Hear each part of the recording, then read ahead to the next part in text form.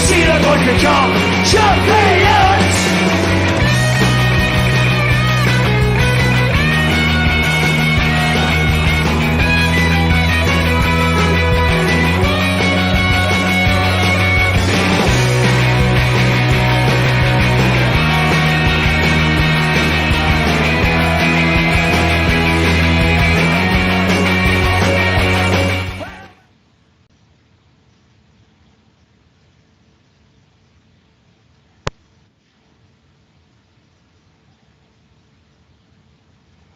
Hello and welcome to episode 31 of Celtic TV, the Bawz and Bovril podcast with your host Mark and myself Paul.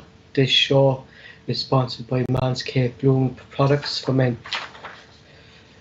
Euros Bets football is back this summer for the Euros. Avoid a marring flaney bush in your midfield and clean up your midsection with Manscaped. Proud sponsor of Celtic TV, the Bawz and Bovril podcast.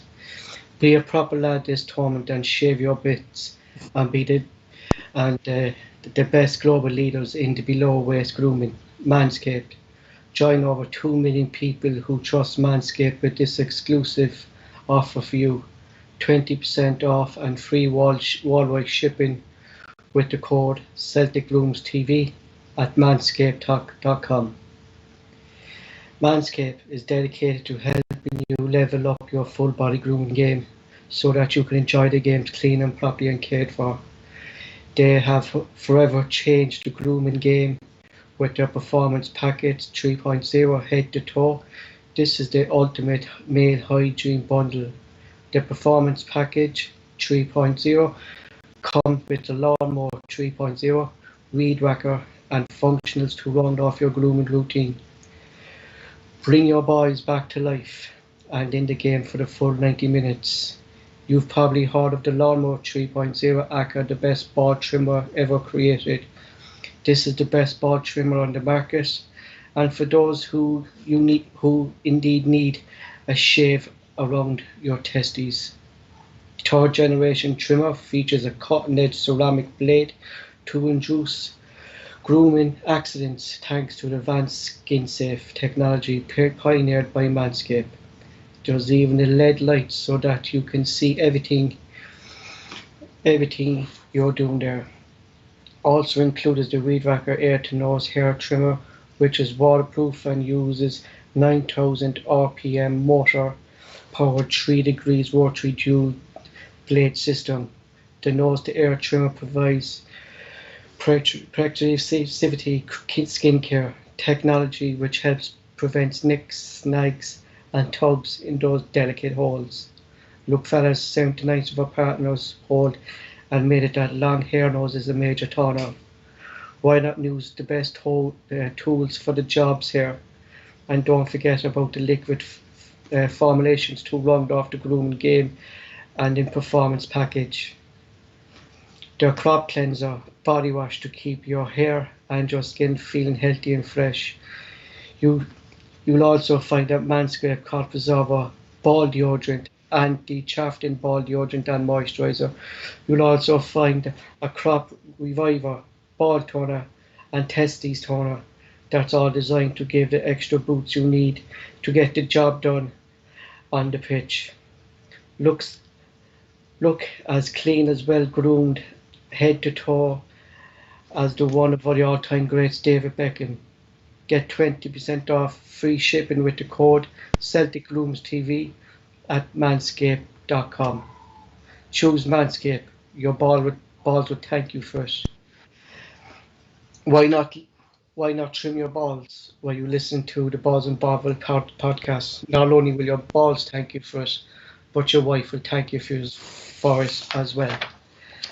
On today's show, we'll discuss the latest Celtic and rumours around Celtic, Big Ange's interview from yesterday, will Callum McGregor be next Celtic captain, and will we have a new player on the Big Ange next season? Gary Penrice's head of football recruitment is no longer employed by Celtic. More of our youth players are keep leaving today. What's next and what we're going to do? Update on the Colts League. Is Dominic McKay listening supporters? Lennon's latest outspurt. Is it time for him to put up or shut up? And UEFA's rule change, the away goal will no longer apply in European football. Firstly, I'll hand off to Mark just for a bit of rumours and for latest shout-outs. Right, thanks for that, Paul. And the link to the Manscaped site, that's down in the description box as well. Usual shout-outs out to Tim Alloy, Malika and young Ben. ROH, Richie, he started his chemo yesterday. So I'm sure Tim and that battle that he's going through. Mikey's brother-in-law still in a coma, so let's keep Mikey's family and all of them that I've mentioned there in their prayers the next week or two. Don't forget we're holding a charity match to raise funds for NHS. That's been held at Falkirk Stadium on the 18th of July. The link to the crowdfunding page is also down in the description box below. So please give what you can and share it with your family and friends on social media for us and try and get the word for it out there. Just finally as well, just as I said in the forum, if any want to come on the show, just let us know. You don't need to come on and do a full show. If you want to come on and just talk about one certain subject, then that's fine. Just let us know and we'll get it sorted out. Big shout outs to the live chat as well. Bobby and Davey, the ever presents. Besties in the house. Big Kenny McLaughlin, how you doing, Kenny? And Henry's in as well. So that's us then, Paul, ready to rumble.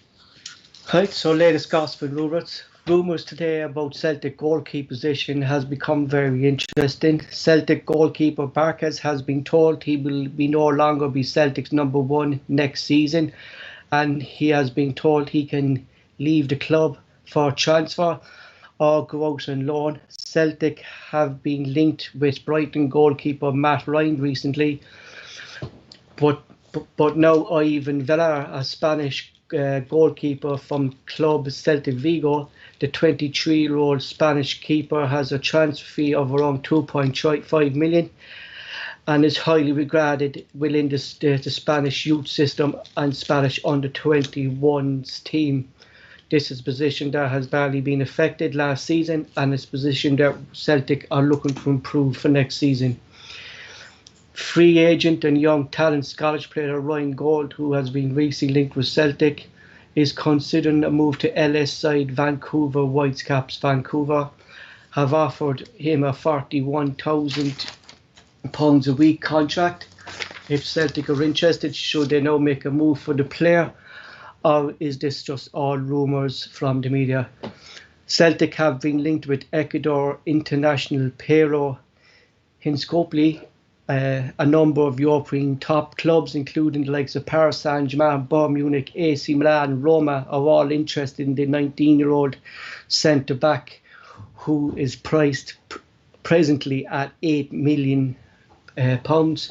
Celtic have made an offer of £3.5 million for 19-year-old Aaron Hickey. The young lad who plays for Bologna in Italy has been heavily linked with a return home with Celtic, his preferred choice.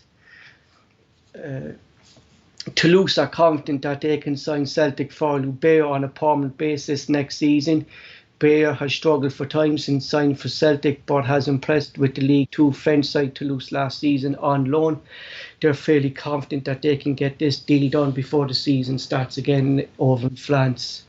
Youth international of Croatia, Mario Vojevic, it has been chat by Celtic. Talks have broken down with the club, Hajduk Split and Torino, and this has emerged that Celtic have contacted his club about a potential transfer fee and a move to Celtic.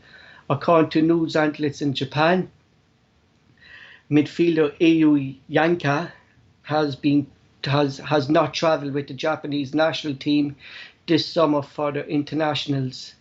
Tanko was a favourite under Ange and in Yokohama, and the 22-year-old midfielder is rumoured to have been told by his agent to stay in Japan and expect to move to Europe at some point in the summer.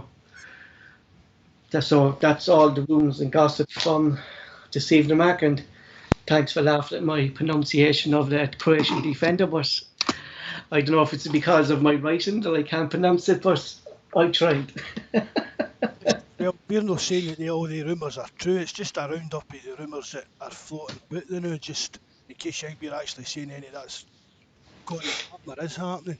Has there been any truth, or is it just thing about Aaron Hickey? Is there any official kind of bid being made? I know there was rumours, right? One was saying £3 million, another one was saying £3.5 million. But has there actually any bid being made? You know? Or? I don't know if there's been a bid made, Paul, but he's one of the players we've been following him. We've been following him for he actually left us. Mm-hmm. Craig Levein says he spoke to Celtic about 6 times about Hickey. Mm-hmm. And it's, He was at Hearts.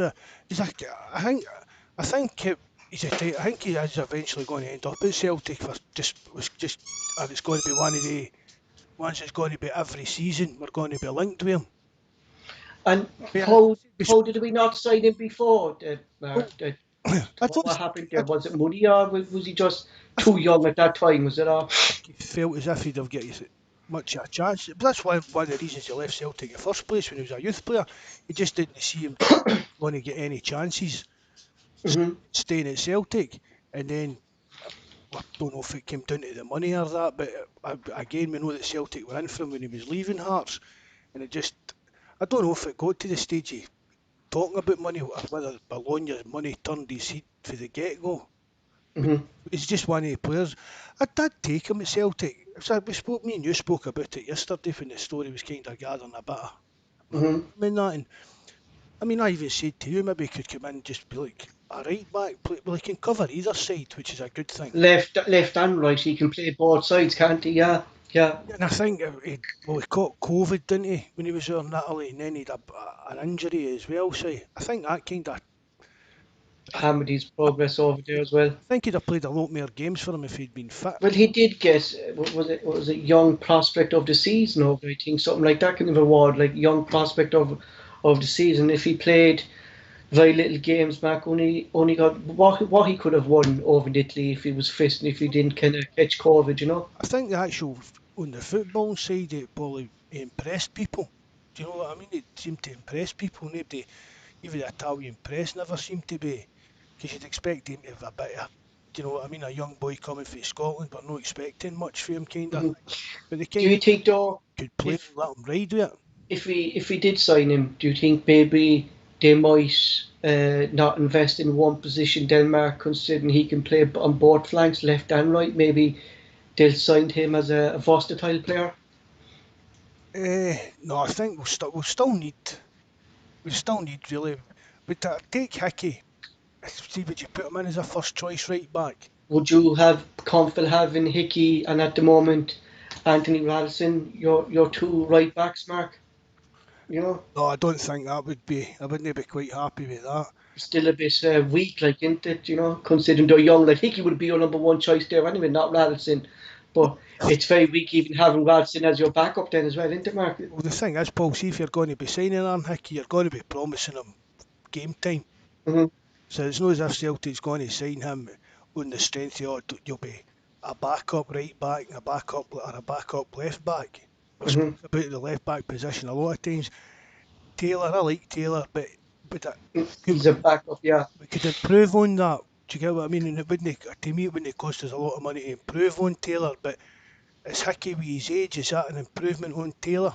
I've Mm-hmm. not seen that much of Hickey for So we don't. We actually. do you know what I mean? We, So I can't really comment on we that. still don't know what the position is in the left back, you know, because he's returning to pre-season next week is Bolingoli, so he still has to talk with Ange and Dominic McKay, the club, and about what his future holds. Like, so For what I know, Bolingoli's agent's been trying to get him a move. get him a move, Paul. So I don't think he's got much of a future there. Hmm. You've got Taylor, you've got young boy Montgomery that's just breaking into the team, so you don't want to put too much of pressure on him. Hmm.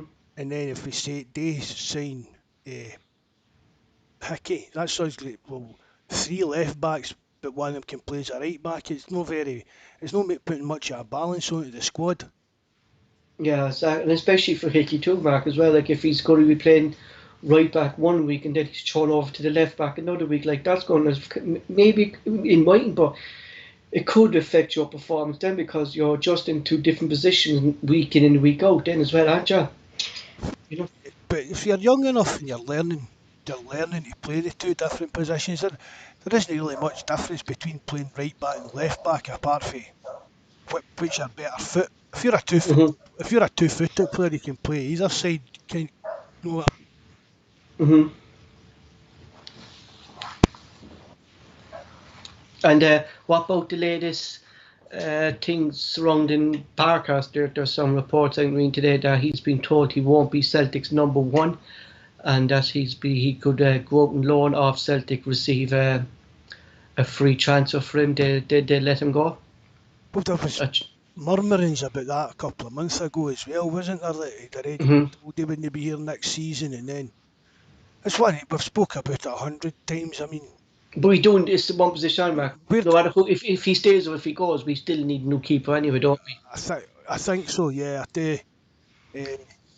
Uh, but who is it that's actually come out with this, Paul? Is it just some random website, or is it attributed to somebody kind of thing? The Scotsman came out with it. You know, so again, it's all papers, like, but So aye, we're just you know, talking about it, but I think, I mean, we've said it. Is he happy? He never looked that happy. I've said well, he played. I prefer to keep Barkas Mark around, and maybe have him learn off an experienced keeper, like we said, like maybe Matt Ryan, and have Barkas a number two rather than having Bain as your backup. You know, because if anything happens to your number one keeper next season, Bain is going to be your number one again, and we saw what happened to him this season, Bain in goal. You know.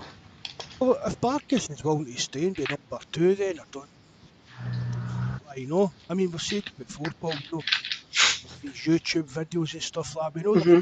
We know there's a keeper in there. He just never showed us any of last season. So Hmm. if he was willing to stay for another year and chip away and see how it was going for him as an understudy, and he'd have every chance to try and claim the number one spot, I'd be happy with that.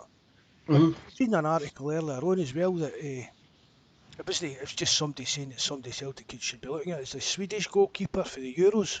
Yes, Alisson, is it that Ah, that was his name. he was with Everton last season, and To be available and again. So I've watched one of Sweden's games and I thought he did look the part, but it come down to money. But I do think we need a new number one, definitely. experience too. Mark is a must, I think, this year at that position. You know, Ah, I don't want to see another kind of young project coming in there. I like to see an experience, like a keeper can go on. Realistically, Mark, he's 36. but you know, I've said Barkas was experienced, Well, I haven't seen enough of him, Mark, to say he's experienced. but I Do you mean, get me? what age is Barkas? Marcus is about 21, 22. No, he's older than that. Is he? I haven't seen him, like, I don't know, it was down because of the pandemic and he was low on confidence over that, but 7. I haven't seen a keeper Mark. I haven't seen him commanding the area. That's what I mean, experience. That a goalkeeper who's able to, like Foster, who's able to organise defence and shout at them when they're wrong. We haven't seen that from Barker, so none of our keepers Oh, but, last season. That's what I mean, experience. You know, but I'm not about. but Foster was like that even when he was a young boy. When Hmm. Foster always he wasn't shy to ball and Hmm. shout at the defenders if he didn't think they were doing their job right.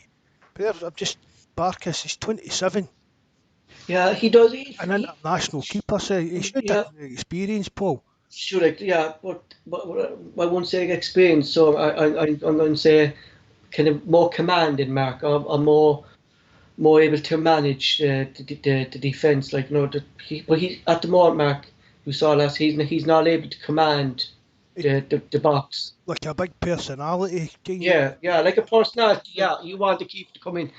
That has a personality, Mark, and that's, you know, like Foster had it, Gordon had it, Arthur Barrett's had it. Goalkeepers like that, Mark, who come in and they have a presence. Maybe with the COVID lockdown and the players don't haven't got to know each other, he's just not felt confident and Yeah, but see, look, that's it, that Mark. type of person. I've said to That's it, Mark. people, he just seemed to be playing for the minute we saw him making his debut. He just seemed Hmm. to be playing as if the weight of the world was in his shoulders.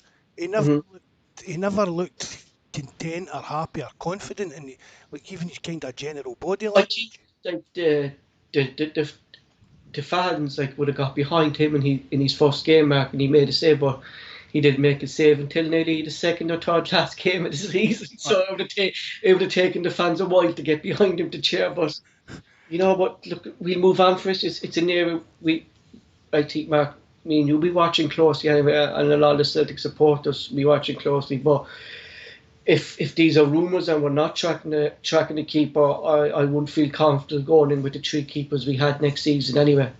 No, I know the performances we've seen for them last year anyway, Paul. Mhm. I think that I've said it before as well. Bain, I think it's time Bain left the building.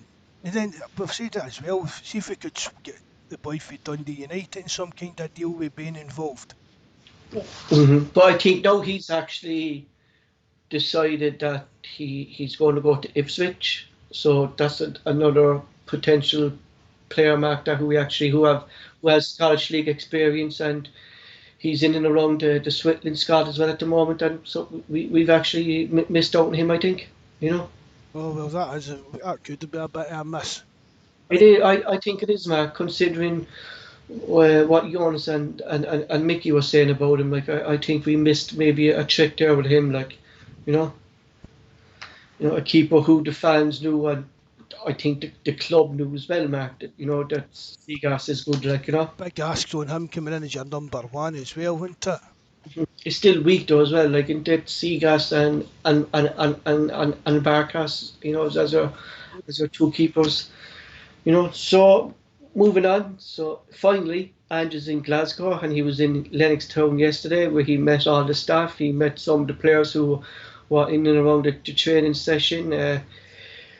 He met all the staff of all relevant departments between the sports science, the coaches. He met John Kennedy, Gavin Strachan, and of course, he met Dominic McKay. Mark, he also gave his first interview. I know it was 3 to 4 minutes long, Mark, and it was edited. But how do you think he came off in that interview yesterday? Well, he came across well as he did in the first interview that he done for his hotel room, but again it was just a Celtic TV puff piece, really, wasn't it? Kind of typical Celtic TV, Mark. That it was scripted. It's like a WWF promo kind of idea, isn't it? A wee cosy wee interview Mhm. with Jerry McCulloch. Here's what he's going to ask you. He'll have knew the questions he was getting asked hours before he got asked them. Do you know what I mean? So he'd have knew his answers off by heart by then. I think the thing that impressed me yesterday was when McCulloch asked him, uh, "Are you prepared now for the Beachland game?" And he said, "No, he's not looking that far ahead at the moment. He's looking forward to the proper first training section, get the lads back from Scotland, work with them, get the team prepared, get them used to him, and him used to them." So he seems a really positive guy, Mark, who I think, Mark, that the fans would like and the players would like, because he seems easygoing. Do you know what I mean? Like a typical Aussie. Aye, that's it. He's just like a typical Australian person you'll meet. They're nice enough people. Do you know what I mean? They're just generally nice people, easy Hmm. and that, and Hmm. they mix well as well. Do you know what I mean? Australians are like a bit like the Scottish. They're all over the world, and they go on with people 90% of the 99% of the time or whatever. But I don't think he's. I mean, I'm not saying he's doesn't realise the magnitude of the job that he's got in front of him, but I don't think he's overawed with it. I don't think it's. I think the thing that stood out for me yesterday was when he went into the canteen and he met John Kennedy and Gavin Strachan. They shook their hand, and he asked them, where's the first team? And John Kennedy told him that they were out training. And he asked the lads, "Why aren't you out there with them?" And Gavin Strachan said, "We're trying to fix the Wi-Fi. We can't go out to the training session if we don't have Wi-Fi." So I think that's was a was a good. But anything that stood out for you, Mark, or thing that you wanted to see, and what didn't you see from that interview? Oh, going back to the bit with Kennedy, I don't know what was going on there. They were sitting down having their breakfast. I know that, but why would they know? Do you get what I mean? Meeting him in a kind of official capacity. Maybe. Is that the first time he's met? Yeah, because the players there was a short video, and he was like, kind of like going around the canteen shaking players' hands because the young lad Owen Henderson and Radisson was sitting down at the table as well. Just see that. Should Kennedy have been with him, taking him around meeting people? True, but I thought they were trying to fix the Wi-Fi, so they couldn't. Try to get the password back after. Peter loves You the lot Wi-Fi changed password. the lot. They don't have it since Lennon left. He's finding twisted the knife. Peter Low's clogged up the Wi-Fi password. Oh, the, I thought, even it was just a wee fist bump between him and Kennedy as well, wasn't it? It was if, and then I think Kennedy noticed that the camera was on him and stood up. Do you think, like, one thing I think what fans were thinking, and I knew it wasn't going to be said just because it didn't come out in the first interview with him either, Mark, on the Zoom when he did the Zoom on Celtic TV, and I knew it wasn't going to come out in this one.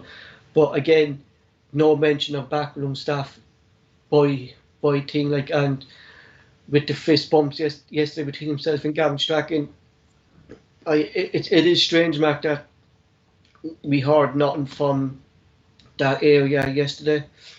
But again, it was only a couple of minutes interview. See, like, they kind of questions, that'll probably come for the first time he faces the mainstream media. It's just tomorrow. We'll talk about that tomorrow. There's actually there's a press interview tomorrow.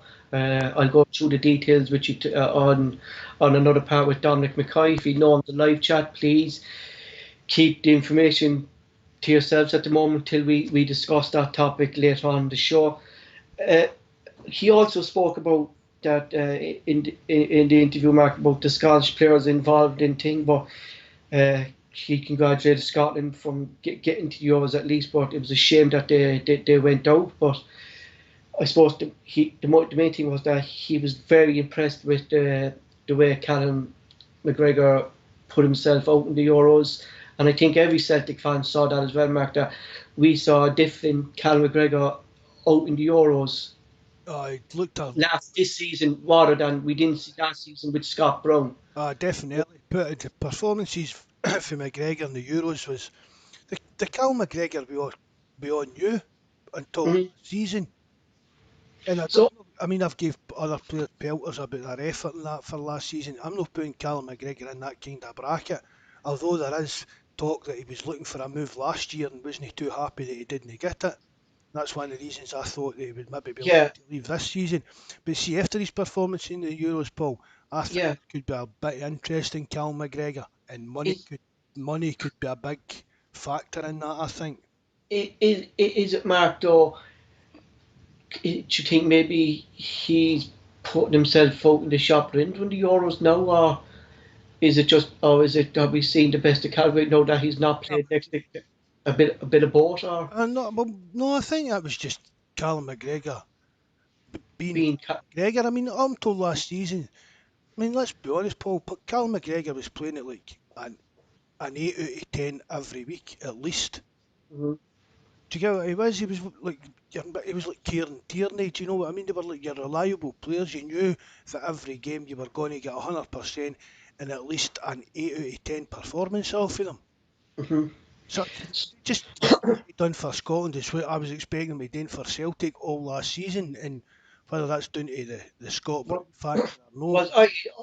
I think it maybe it could have been, Mark, because with Scotland we saw him pushing on more. We seen him score the goals that we seen him score. Like, he doesn't score many goals, but when he does get goals, they're mostly outside the box, Mark. They're good goals, and we saw him pushing up more with Scotland than we did with Celtic, because he seemed to sit back more with Celtic last season due to the fact that Scott Brown was there, and when Zorro was playing, Callum Mack was able to push up more. I mean, he's not. You even watch back your games in that, Paul, you can see it even more obvious that McGregor's holding back it deeper than he's used to. His natural game allows him to play, and that's different.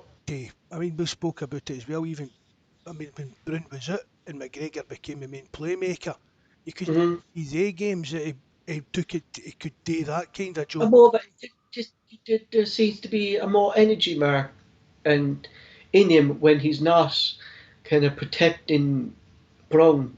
So going by that and going by his performance, and if he can bring that performance back to Celtic and under Ange's influence, like the way he plays a fast game and he plays a fast attacking game.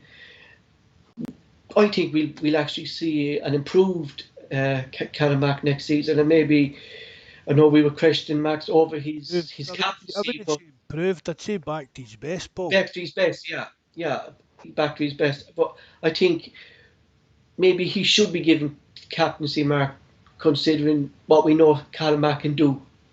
You know. Well, I don't again, Paul. I don't think a captaincy is that important.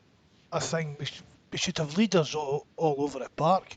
The Yes. captain's just kind of the main man in the dressing room that keeps all the actual players in check. I mean, we've read the stories about Scott Brown with his fines and things like that as well. Mhm. Mhm. I mean, if obviously McGregor deserves it, but to the same extent does James Forrest maybe not deserve it?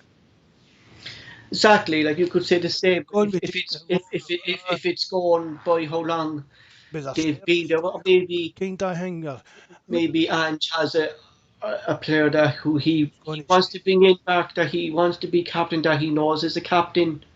Do you know? I mean, it depends what Ange is looking for in a captain.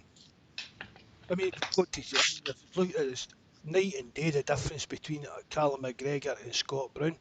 Mhm. But for we know their personalities kind of thing. Callum McGregor seems like like a kind of quiet guy, but he's got that wee glint in his eye. You know that he's got that wee bit of cheek.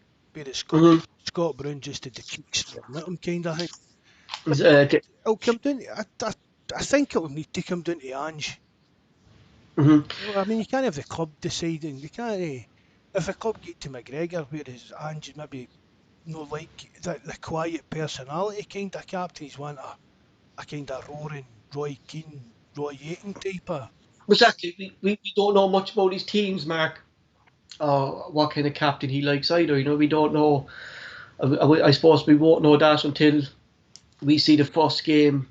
Well, I wouldn't say pre-season, Mark. Really, would you? You won't say much about pre. That's all about getting our fitness back up, getting the team kind of used to the way Ange plays, and I suppose we won't know really. Would you say the Midtjylland game, Mark, or is that too early to judge Ange yet? Oh no, I think we'll need to judge him on it. To Hmm. even is we'll even judge the performance compared to what we've been used to watching last season, Paul. That'll be the first judgment, Hmm. and then Hmm. it'll be the result. Hmm. So, like, I'll be. I'd be a bit upset if he lost to Midtjylland. Really, especially the way he kind of talked about him, that he knows about him, he knows the way they play. He's watched them for years because he was watching Australian players who play for them. So I'd be upset, Mark, considering it's the best draw that we could have got out of the teams. Do you know what I mean? early, but I mean, I do I'm not saying we'll win it 100%. I expect us to win, but I expect Celtic to win every game, and look where that gets us now. But Yeah. I do. Surely we can put a team together that will be able to beat Midtjylland. Between Hmm. what we're going to have there and hopefully one or two new signings. I mean, Hmm. but 3 weeks to make signings.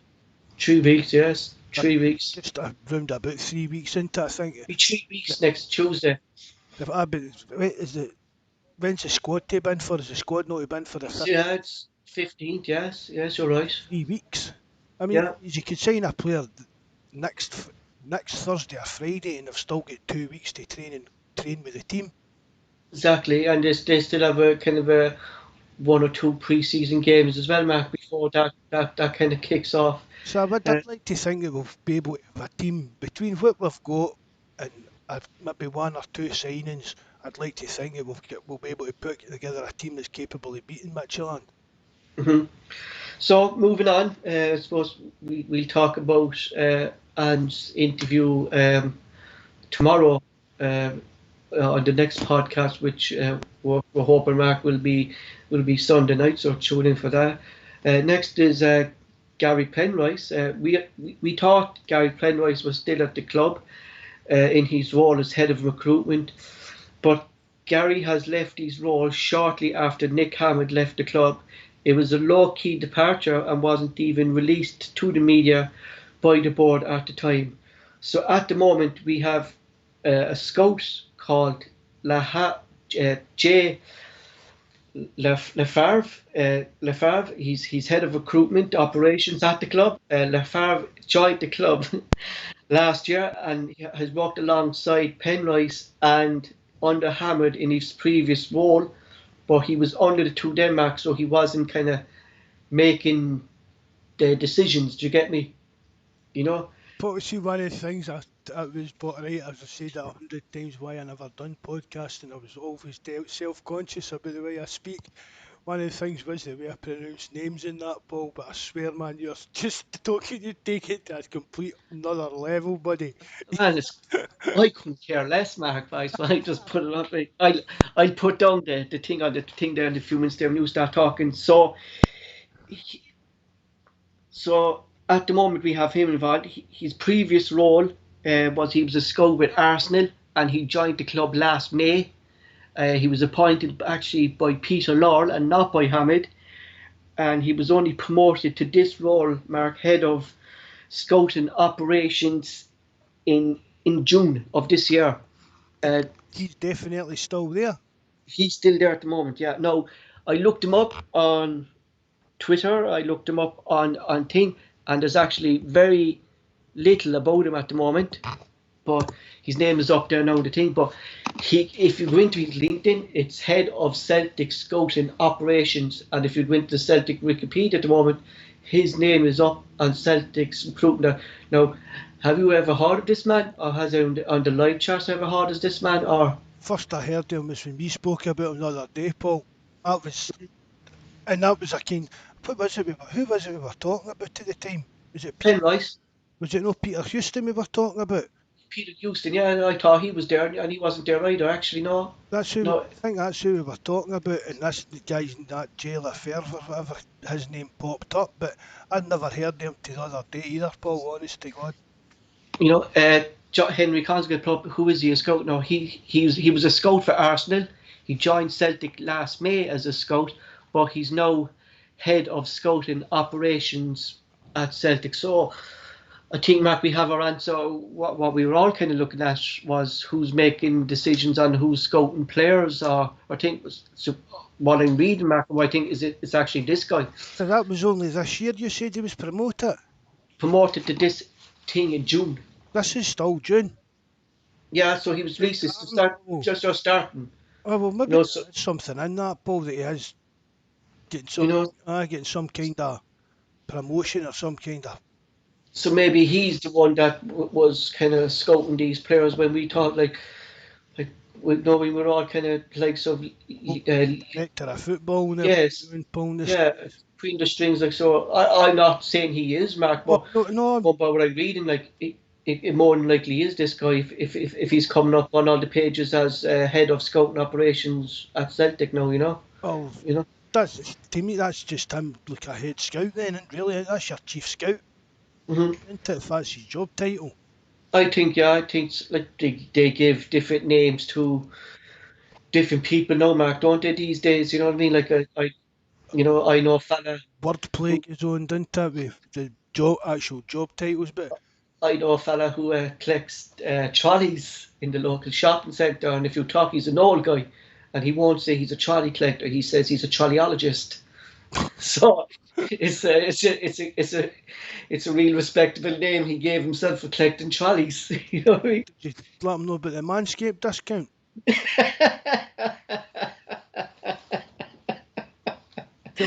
T-shirt, he can wear it on about a T-shirt while he's trolleyologing, whatever that he said. I love everyone around Cork going around Manscaped. Bawz will thank you for it around Cork. But I think, Mark, why I kind of brought this up is that maybe it kind of does give us a kind of an insight into who is actually kind of running the scouting department at the moment. Now it could change, Mac. We could bring in a different fella at the moment, but at the moment he's there, and we'll have to take it as that. I think, don't we? You know. It sounds like it's definitely some kind of input on it, Paul. It's got to have, but hmm it just But needs a name does actually blue. the, the worrying thing about Mark is that like I couldn't find I found very little information off him on the internet. I had to look into kind of different discussions. I looked into Arsenal's old recruiting staff things now down the years from last year, and that's how I actually got information on him that he left for Celtic. Do you know what I mean? It wasn't like it's kind of it is Nothing in the yeah. Scottish press or nothing No, coming no, from. it seems very kind of low key, like and I wonder is do we actually hear like is it common that we don't hear scouts Ah, join the club and leaving the club market, or do they do they get announced by the club, or is it just that they come and go and we don't hear like Penrice? I knew he was. I thought he was going to leave before, and we mentioned the previous podcast, but it was never said by the club. So I presumed, Mark, but it's that he was actually still there. like that guy McLaughlin we spoke about in the last Yes. podcast. I mean, there was no there was nothing in the papers or anything about that him leaving Celtic and going to who Hearts he's went to winter. Hart's head of youth development, Mark Wantis. Yeah. These changes in the like that kind of personnel, there's not really any much fanfare. And it's only because we're scouring everywhere to scramble information that probably we're finding out about all these guys. To be honest, Paul, do you know what I mean? But is it something, Mark, that would interest the There's only fans? You know one what I mean? club in Scotland that broadcasts every signing they've got, no matter what it is, isn't it? Everybody's a world class, whoever that. Sure. But would would you like maybe the club to know who they are bringing in, Mark, or who their scouts are, or are you more concerned about the first team and what players we signed? See, really, Paul, Celtic is such, won't really have that many scouts on, Uh-huh. on their payroll. A lot of Celtic scouting will be doing like freelancing, for want of a kind of better word. Kind of, yeah. It's like the fella who Michael Conroy knows this, the Irish lad here who you sent me on, Mickey Conroy. He played for Celtic many years ago, and he's part of the Celtic supporters club here now. But he's with kind of like it's like a school for football. It's called Foss Training Centre, So it's training centre, but there's different kind of apprenticeships in there, Mark. You can get carpentry apprenticeships in there. You can get things, but there's a football kind of a apprenticeship in there. Either you go through that, you might get onto teams in the League of Ireland. They think, well, he actually recommends, like he did years ago. I don't know if he's still involved in it now, but before he used to recommend players to Celtic, and that's how they had like the thing. He wasn't really a scout from that, but he was a talent spotter. That's the kind of thing. You can Mm-hmm. that kind of thing, like just guys like Paul McStay. Paul McStay's said that he's watched players out in Australia for Celtic. It doesn't mean he's on Celtic's payroll for anything kind of thing. He's not a scout Exactly, as like such. yeah, that they still have like he'll contact relevant people who are in, and then the scouts will have a look at them, Denmark or something, is it? Yeah. I think the days of Celtic having like a worldwide network of like scouts actually in our employment full time are kind of long gone. I think that's more at the kind of elite level, Paul, where that's still in place. Uh, Mm-hmm. but we'll still need a head scout, a chief scout to like get the feelers out. We'll have our own couple of scouts that will be on our books and we'll have I a chief think scout. But it's not the there's chief scout to run to get. I mean, yes, his contacts to around the world to scout players in that. exactly. I think there's about is it six scouts? I think actually that's on Celtic books. I know Gordon Strachan's son is on Celtic's books, isn't he? Tosh McKinley is actually another scout for Celtic. So like I know Gavin Strachan's one is mostly kind of UK based and Europe, but Tosh McKinley I think does kind of Scotland area, kind of the lower leagues of Scotland, kind of scouting players there. But we'll have a look, Mark, and we'll see what we might do a pod on the different departments of Celtic and who we have there, and do we actually need to improve those areas. But we can look at that in a further podcast down the line. You could have another dig at Tim Williamson, poor guy. Yeah, we'll speak to him soon, because Mark, there was actually, I sent you a link that we're looking at a new sports science fella, a young fella coming in. Oh, And so you did. I forgot about that. and I'll get his name. I'll flick through my notes in the previous podcast. So I actually think his role again is under pressure.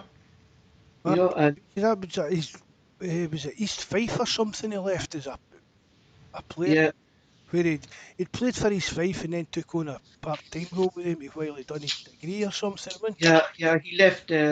He left soccer early, did Marky, and he decided to go down a different route into actually football science, and he was just kind of studying for the last couple of years. I'll get his name, and I'll do it up on maybe the forum. I'll put up in the forum who we're talking about there. So moving on, worrying signs again, Mark, about our youth academy is that now he mightn't be everyone's cup of tea. A lot of people I said on the forum has said he's not great and it's no harm leaving, but that's not the point. The point is that another one of our young players is leaving the club again without actually breaking into the first team. Is Armstrong Oakley Flex, Mark. He's joining Aston Villa again on a free transfer. Leeds are actually keeping a close eye on young left back who was labelled the next Kieran Tierney by the club, Matthew Anderson, and young centre back Leo Hledge from Norway is also being tracked by Leeds, Mark. And it's getting to a fact now, Mark, where it's not more pissed off or thing I'm getting, Mark. It's actually more worrying I'm getting now that our young players are leaving the club like a conveyor belt, Mark. They just seem to be going out the door. That is a worry. Plus, right, that Armstrong Okaflex people, he's no use in that. He's went to, who was it? He's went to Aston Villa. Aston Villa. If he's not a good, why is the Premiership team looking at him, Mark? Exactly, that's what you've got to look at. You know, Mark, I think we saw him once, Mark, as a substitute, maybe 10 minutes. I think I saw him. Even Leo Held or whatever you pronounce that. Yeah, don't ask me anyway. But even at that, if Leeds are interested in him, it's no as if they're going away. It's not as if they're going to lower division English teams or whatever just to No, Mark, no, it's not. looking for game time. This is Premiership teams. Even now, you've got to, right, that's Leeds and Aston Villa back in the Premier League. You've got to say that now they're established Premier League teams now. Exactly, and they stayed up, Mark. Yeah, Leeds have always been a big club. They just needed to sort themselves out, and now they've sorted themselves out, that'll be them a Premier League club for years to come, I'd imagine, as long as they keep their finances in check. So it's not as if they're going away down to your English League One or that looking for game time. They're going to Premier League teams. But the thing is getting me, Mark, like, and it's true what you said, Mark, there, like, you know, it's not teams like I would say Aston Villa or Leeds are big, but Leeds would have a worldwide fan base as well, Mark, because Leeds were a big club in the 80s and 90s as well. Like, growing up, I remember Leeds were big time in the old League One Championship before it came into the Premier League. You know, Leeds were always a big team, and they always had a big fan base. Like, but the thing that gets me, Mark, is that why can't we see that these are good players and get them into the first team? You know, I know we know that there seems to be no route for them to get into the first. And we spoke about news at times. We spoke maybe it's Lennon or thing, but this has been going on past Lennon. It's been going on with Brendan Rodgers as well. Was reluctant to put kind of young players into the team as well, Mark. We saw Callum McGregor and Tierney were actually established players when he came in under Ronnie Dyler. You know, so what do we have to do, Mark? Like, what like, Well, is this an area where Dominic McKay has to address with the youth team coaches, or how many young players do you think would have been in, like would have come through the youth ranks if Ronnie Dyler's still been in charge? not when spoke that to Mark? You told me that James Foss was kind of old enough then, Mark, when he was kind of, but Callum McIntyre were definitely gone anyway. No, I'm not saying that. I'm saying see if Ronnie had stayed in charge for another year or two, Oh, I think we, how many younger players would have made I the think, step up and I, improved then, kind of thing. I think the young lad Liam Henderson at the time, Mark, would have been gone. No, just, You know, I know it's all hearsay and ifs and buts, but because Ronnie trusted youth and it paid off for him. yeah, I think Mark, but if Ronnie did stay, Mark, the fans would have actually saw the young players, and then we could make a decision if they're good enough or if they're not good enough. But the fact is that we're not seeing them, and they're leaving the club without even seeing what they can do. Is the worrying thing, Mark, that they're leaving the club without even getting the first game of football, Mark. Do you know what I mean? Then they're Okaflex. He's left the club without even being gave a chance. But I think he got 10 minutes, Mark. Was that a 10 or 5 minutes as a substitute one? Was that down at the end of the season before, I think was it? but watching the 10 minutes of him, there's a certain percentage of Celtic support decided that the lad was no use. Yeah, And yeah, that's the thing about trying as well, trying to bring young players into a team or a club like Celtic. Because the fans expect to win every game and every pass to be perfect. A young player comes in, misplaces a pass, and that's the fans on his back right away. hmm That's how easy young players and that's judged. It's a fine line. But yeah, fans need to accept as well that young players. I mean, Kieran Tierney made mistakes when he was first coming in. Kieran Tierney still makes mistakes because the big level that Kieran Tierney deserves to be playing on, he's still a relatively young player. So he'll still make mistakes that guys that know football better than us will spot, but he'll learn from that and become a better player. And that's hmm what Celtic fans need to. Again, as I've said, Paul, you bring on young players, see if you're 2 or 3 goals up, you bring them on and let them play a bit, let them show what they can do, kind of thing. And that's the way you've got to go. Because if you're sitting there at nothing each and a young player makes a mistake, I mean, if you're sitting there at nothing each and young Welsh slips and costs a goal and we lose the game 1-0, can you imagine the pelters a young boy would get for just exactly, a slip on the park? exactly. But Bobby Son is saying, Orklo Flex played a couple of games. He played one game over the boy trip. I think he played around 60 minutes. And Denmark, he was put onto the bench for the second game. And then we didn't see him around the first team for the whole season. Yeah, and I think that's the problem, Mark, is that, and it continued with Kennedy as well. And I expected more from Kennedy with his involvement within the youth system, Mark. He was down there for years, Mark. He was helping these young players break through to the first team. Do you know? But he he didn't even have the kind of young players on the bench either, Mark. Do you know what I mean? Like we spoke about that, like how many substitutes you left now, Mark. But he didn't even bring in like a new young, like you said there, Mark. Well, shouldn't have gotten that first team only for what happened in our defence this year. Injuries. And that You know. really, that's one of the main things that I hold against Kennedy. Because I stuck up for Kennedy. Right, people I speak to about, they say he's a good coach and things like that and all that kind of thing. So I only went with what people were telling me. But what I hold against him is when he got the chance after Lennon that he didn't grasp it and Uh huh. change and even try and show the fans like it was a bit more progressive thinking. It was just Exactly. it was just a clone. Do you know what I mean? As I've said, Kennedy was only doing what Lennon told him to do. Lennon was in charge. Do you get what I mean? Exactly. Just the same as Rogers was in charge and telling them what to do.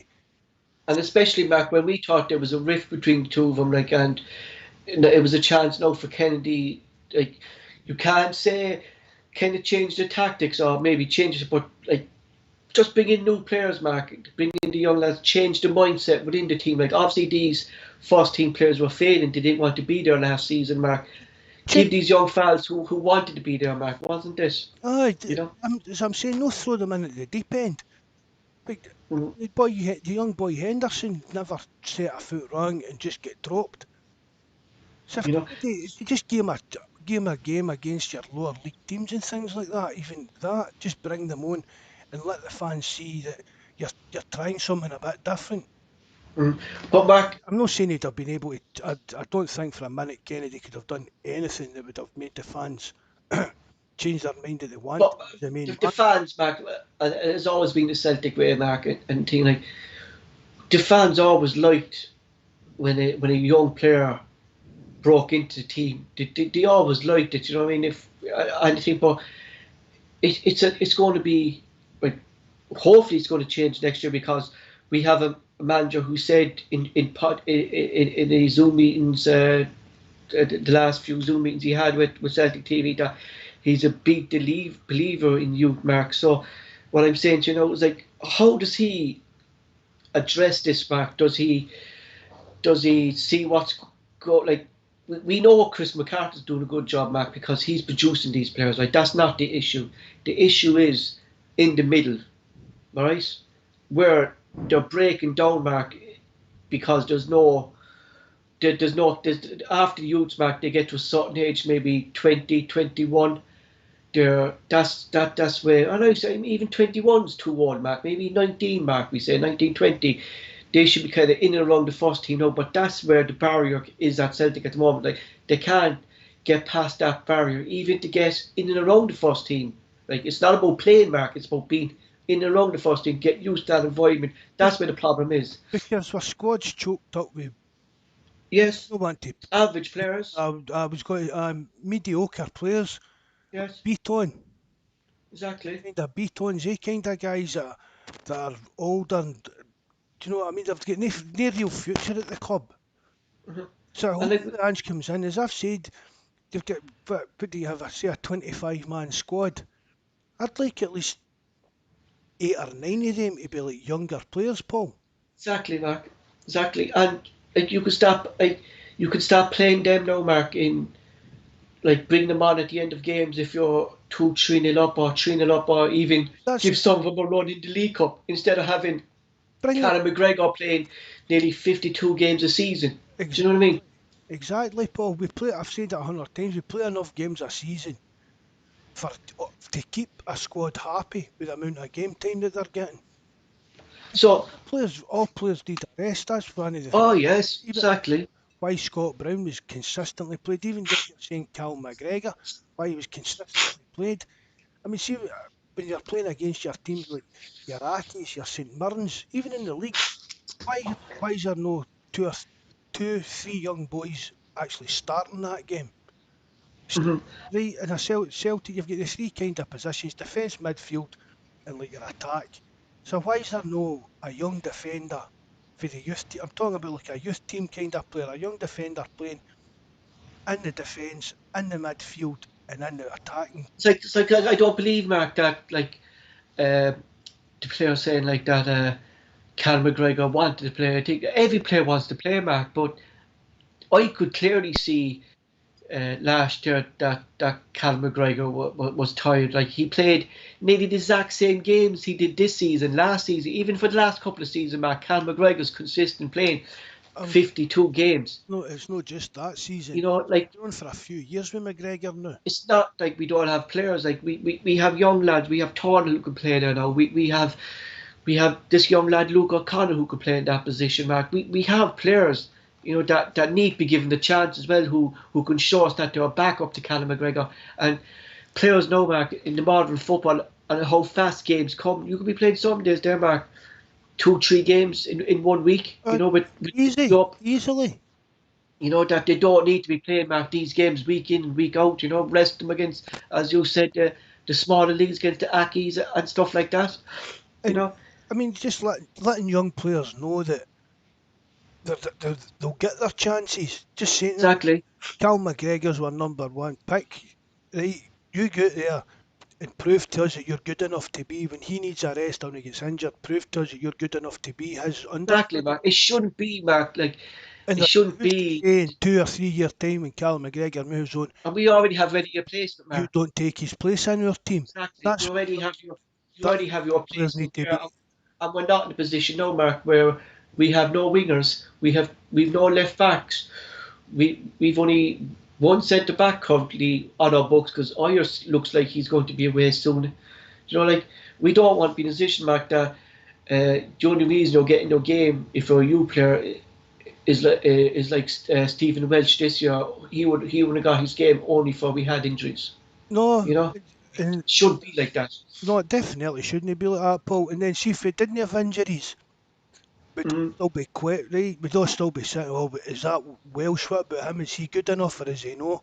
But because exactly. of injuries, well, I think he's good enough to get a place in the squad. No a mainstay, no a number one choice. But for me, Welsh has done good enough to prove that he's at least a squad player for Celtic, a good understudy centre half.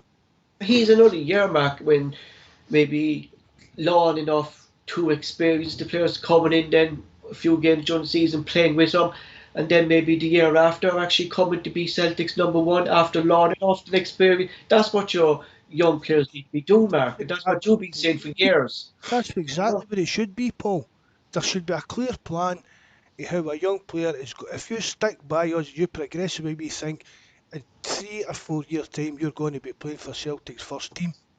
So like what do we do now? So like do like I said like do does Ange, I know it's not really an area for McKay because he's a CSO, but he might want to find out, Mark, why he's actually, because in a way, Mark, is going to be the club losing money, Mark, if we don't Well, stop producing our own players. Like, do we actually ask the players? We say maybe we take Oko Flex example. Do we actually ask him why you're leaving, and find out actually from the players why they're leaving? I've, I think it'll be. I'd like to think that the club would be that kind of self-aware that they would ask that. Even maybe not ask the player, but just ask his agent. Is there anything we could have done better? Anything we could do better that would have made him change his mind? I'd Uh-huh. say not just Doka Flex, but any young player that's But it doesn't. But been a you think, concern Mark, to them. you said there, Mark, that you think they're asking that, but it actually doesn't look like it because it's like a conveyor belt, Mark. Like anytime now, Mark, we're doing a podcast, We're talking about it's like a young player leaving. And I didn't want to talk about young players tonight, but when I heard that Leeds are looking at like if this lad Leo Heledge, whatever his thing, if he yeah, if he leaves, Mark, and for John Hughes to say for him, this fella's going to be a big deal in the next couple of years for Celtic. And if he leaves before he even brings into the first team, something has seriously gone wrong at Celtic's Youth Academy that needs to be addressed quickly rather than leave it progress badly even more. well, see, that maybe where Ange could come in and That's what I'm saying, yeah. and Talk to what talk people, find out what's going on. talk to that Leo. We'll just call him Leo. We'll just go for Leo and talk to him and talk him into staying and saying, look, I've watched you. I've watched DVDs of you playing and that. But you'll have a chance with me if you stick at Celtic next year. You'll get game time with Celtic under me. But a lot of them know it's been too late. But Mark, I'd like to see Ange as well keep to his word, Mark. Do you know what I mean? Like, the thing that excited me most about him, Mark, of his interviews, that he said that he's a big believer in youth systems. He likes to get the youths involved in the first team. And I'd like to see, I wouldn't like him to go back on his word, Mark, and No, not give the youth a chance. Do you know what I mean? I don't think he will. I don't. I think that's kind of one of his main stipulation kind of things. One of his main concerns. He kind of always looks to youth and help help the club kind of progress even behind the scenes. Says Mm-hmm. no point in producing good young players if they're not getting games. And the big breakdown too, Mark, is we're moving on to the Colts teams next, and this is actually relevant. Is that for years, not we saw this year how in the Euros for Scotland how benefit Celtic's youth academy is for Scotland. Aye, But we have some Callum McGregor in there, with James Forrest in there. I know we didn't have Ryan Christie and Tornelus, but they're young Celtic players and they're still in there.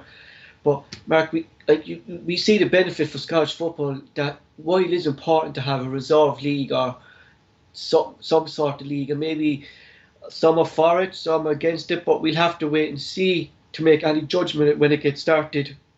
On the 17th of July is the Colts League, so we actually have a bit of information, like we said last podcast. If we have a bit of information on it, we'll talk about it. Celtic must have been listening to the podcast because the next day they came out with information.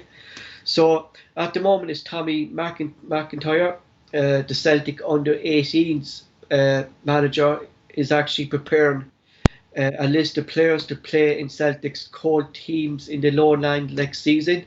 So at the moment we have Tommy McIntyre, who is acting head coach at the moment. He may be the manager, we don't know. After that, Steve McManus is going to be leaving his role as interim first team coach supposedly, and he's going to be moving down as an assistant. George McCluskey will also come first team coach. The goalkeeping coach will be Tom McKay, who is also part of the under-19s goalkeeping coach, but he will be stepping up into this role. They're going to be playing their fixtures at the Penny Carroll Stadium, where AG play their home games. JFP will get him there to cover the games. That's his territory.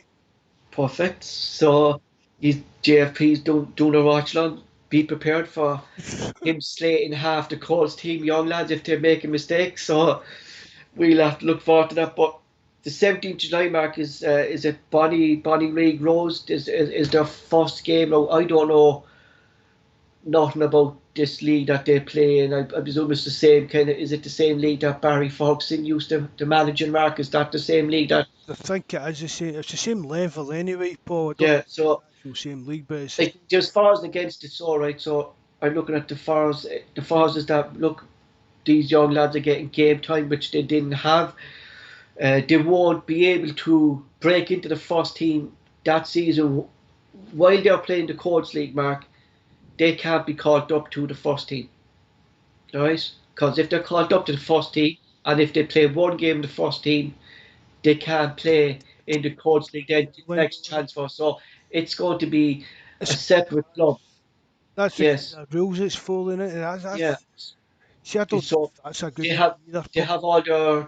If you look at the list now, Mark, I think with 20, we have our own physios there. They have their own fitness coaches there. You know, they have their own kind of dietitians there. So it's separate. So at the moment, it's Tommy McIntyre that he's setting it up, but he's currently still, Mark, as well, doing Celtic on the 19s team. So we don't know if he's going to be the manager of the Colts team next season, or is this going to be his backroom staff, the list I gave? But that's what is up on the Colts website at the moment. Do we even know? What did you say? To go back, rewind a wee bit. What were you saying there about Tommy McIntyre? He's currently doing up the list of players from the under 18s and 19s who will be playing in the Colts League. So he's preparing the players. He's doing up the list. So at the moment, yes. So at the moment, he's looking after them. But he's setting up, do we say, the foundations, Mark, of the players who are going to play in the Colts League. So he's bigging up those players. So it's going to be mostly, I think, maybe under 18s, under 19s, and maybe I don't. See, really, when you think about it, even going to the official website there, well, who's going to play? No, there's. If you look up in the youth academy, like it only goes down to kind of under 19s or maybe 8, and there's not many. Like you expect, Mark, a list of players to be there really, but my word is that if it's going to drop down further, another 17s coming in there, another 16s coming into your Colts team. Kids can't be playing against men. Guys playing against 30-year-old big. No, you can't, Mark. You know, because I saw it, Mark. I saw when I was playing soccer here, and young lads were coming into to this league that I was. And this league was for men, Mark, who like myself, who fucking couldn't get around the pitch anymore. But it's no place for kids, Mark. You know Younger, what I but mean? I know It's the no place. fitness and Yeah, that. No, it's like like playing you against, worry about injuries, Mark. it's like putting Dembele up against Razor Ruddock. Yes. Young Dembele, I'm talking about. It's like putting him up against somebody the size of Razor Ruddock. Like my only concern is, Mark, like there will be hard tackles and Will be, and, and, and late tackles, Mark, because they won't be able to keep up with these young lads. And I see it, like, so well, they, this could all change, Mark. Like, the squad has to be announced by, I think, maybe the start of July, the kind of squad. So that's why Tom McIntyre is doing up the list of players at the moment. That could change, but the backroom staff could be changed. Like, we heard not at the moment, Mark, who is going to be the manager. So that's why myself and you decided that we look into it, see who's actually there. So at the moment, our under 19s coaching staff, like these are all coaches, Mark, from the under 19s who are actually preparing the squad to step up to the Colts team. Now, they might decide, Mark, will they bring in their own management things, but we don't know. You know, they're not the Colts, remember. It's the the Celtic Celtic B B. team. Mm. Don't know where that came from. I wasn't too impressed when I read they were getting called. When I hear the Celtic B team, Mark, it's like you're not good enough to be in the first team, but you can play in the B team, isn't it? I It's like the Barcelona B team and the Barcelona B team, isn't it? anytime I think of that, I think of that Mike Bassett, England manager. See when he landed a bit in the airport when the Republic's walking through and all that, there's the England B team coming. Mm. So we have finally, Mark. At least we know the fixtures. They'll be starting off the 17th of July, just the match before Mickey sets sail with his match on the 18th with the lads on the forum for his NHS. So we'll have a kind of a busy weekend, I think, Mark, for podcasts on that weekend, and it'd be interesting, Mark. Like, we can't judge the court leagues at the moment, Mark, until we see it. And I'll see what way it goes. It's a bit of a kind of unknown territory for everybody, isn't it? Nobody's. Mm-hmm. I mean, obviously, see if there'll be the gates and the attendances will go up in these kind of, especially when the Celtic Rangers are playing. Do you know what I mean? And maybe next summer these lower teams that put us in the Highland League or the lower league or whatever it's called, I think they'll look at it and see that this could be a good thing financially for them and it maybe progress. And do you know what I mean? I think it could be an Yeah, ongoing thing but Mark, on the financial side. but we you talked about that there in the last podcast, right? And we were saying we say if it does work, right? It does work, and Celtic and Rangers actually they make the lower lying leagues more watchable and more fans start going out watching them, and maybe these lower clubs would actually get some ticket sales and stuff like that, right?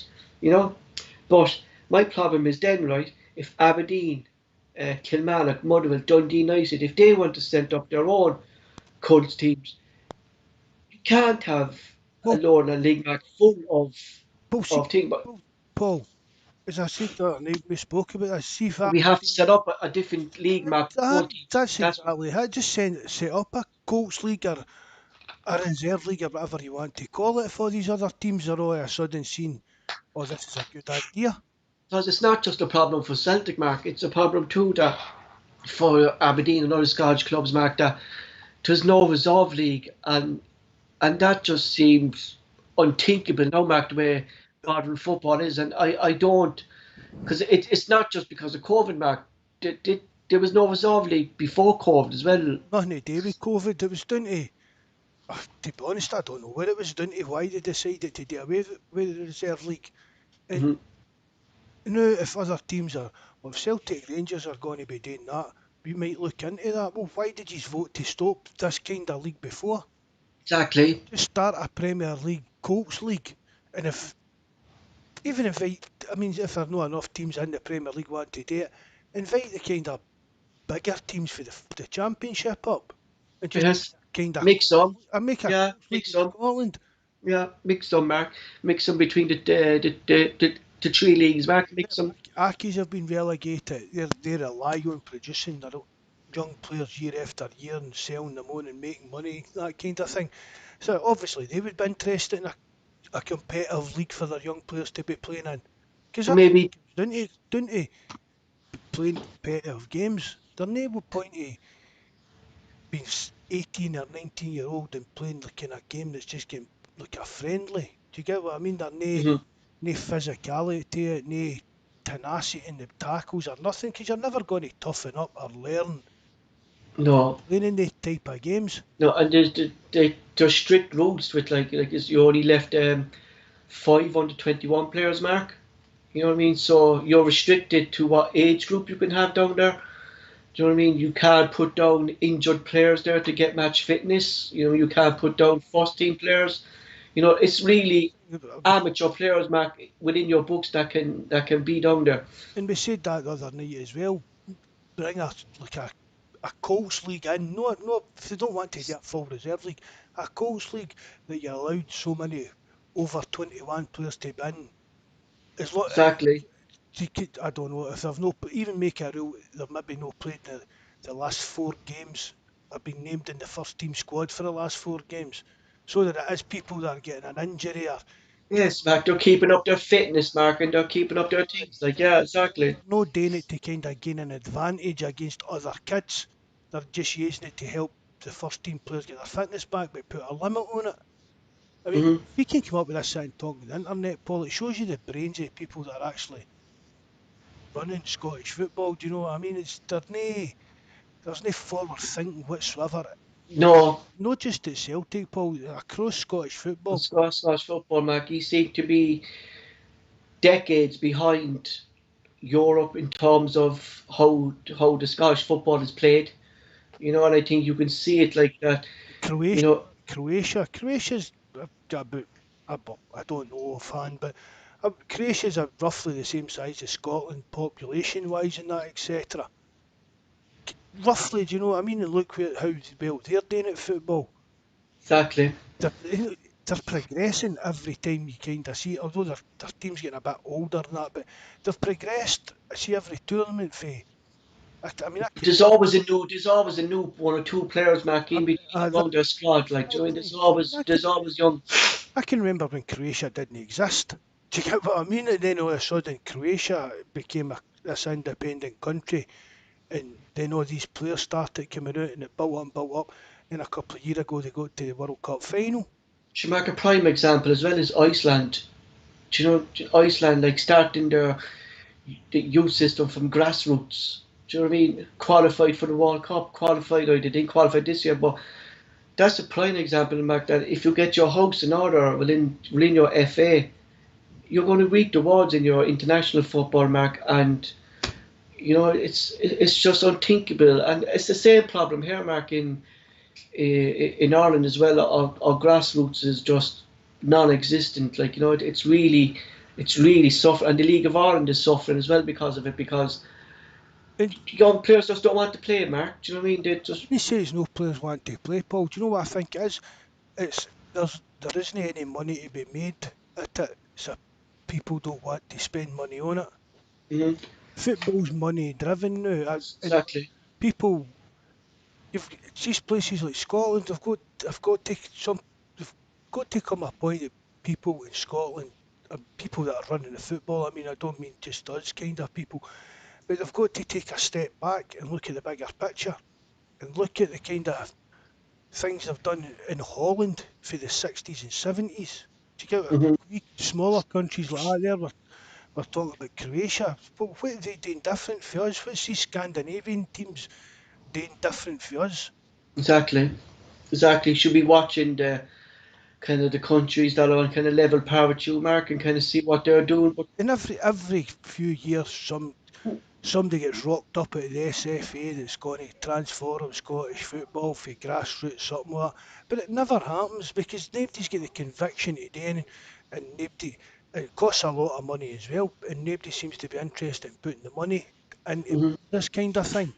hmm until it's rectified, Mark, like we can go on talking about it, Mark, but there's no point in No, fans who can see this clearly when the lads up the top of the ladder don't see it, Mark, or they do see it, Mark, or just don't want to put the money into it.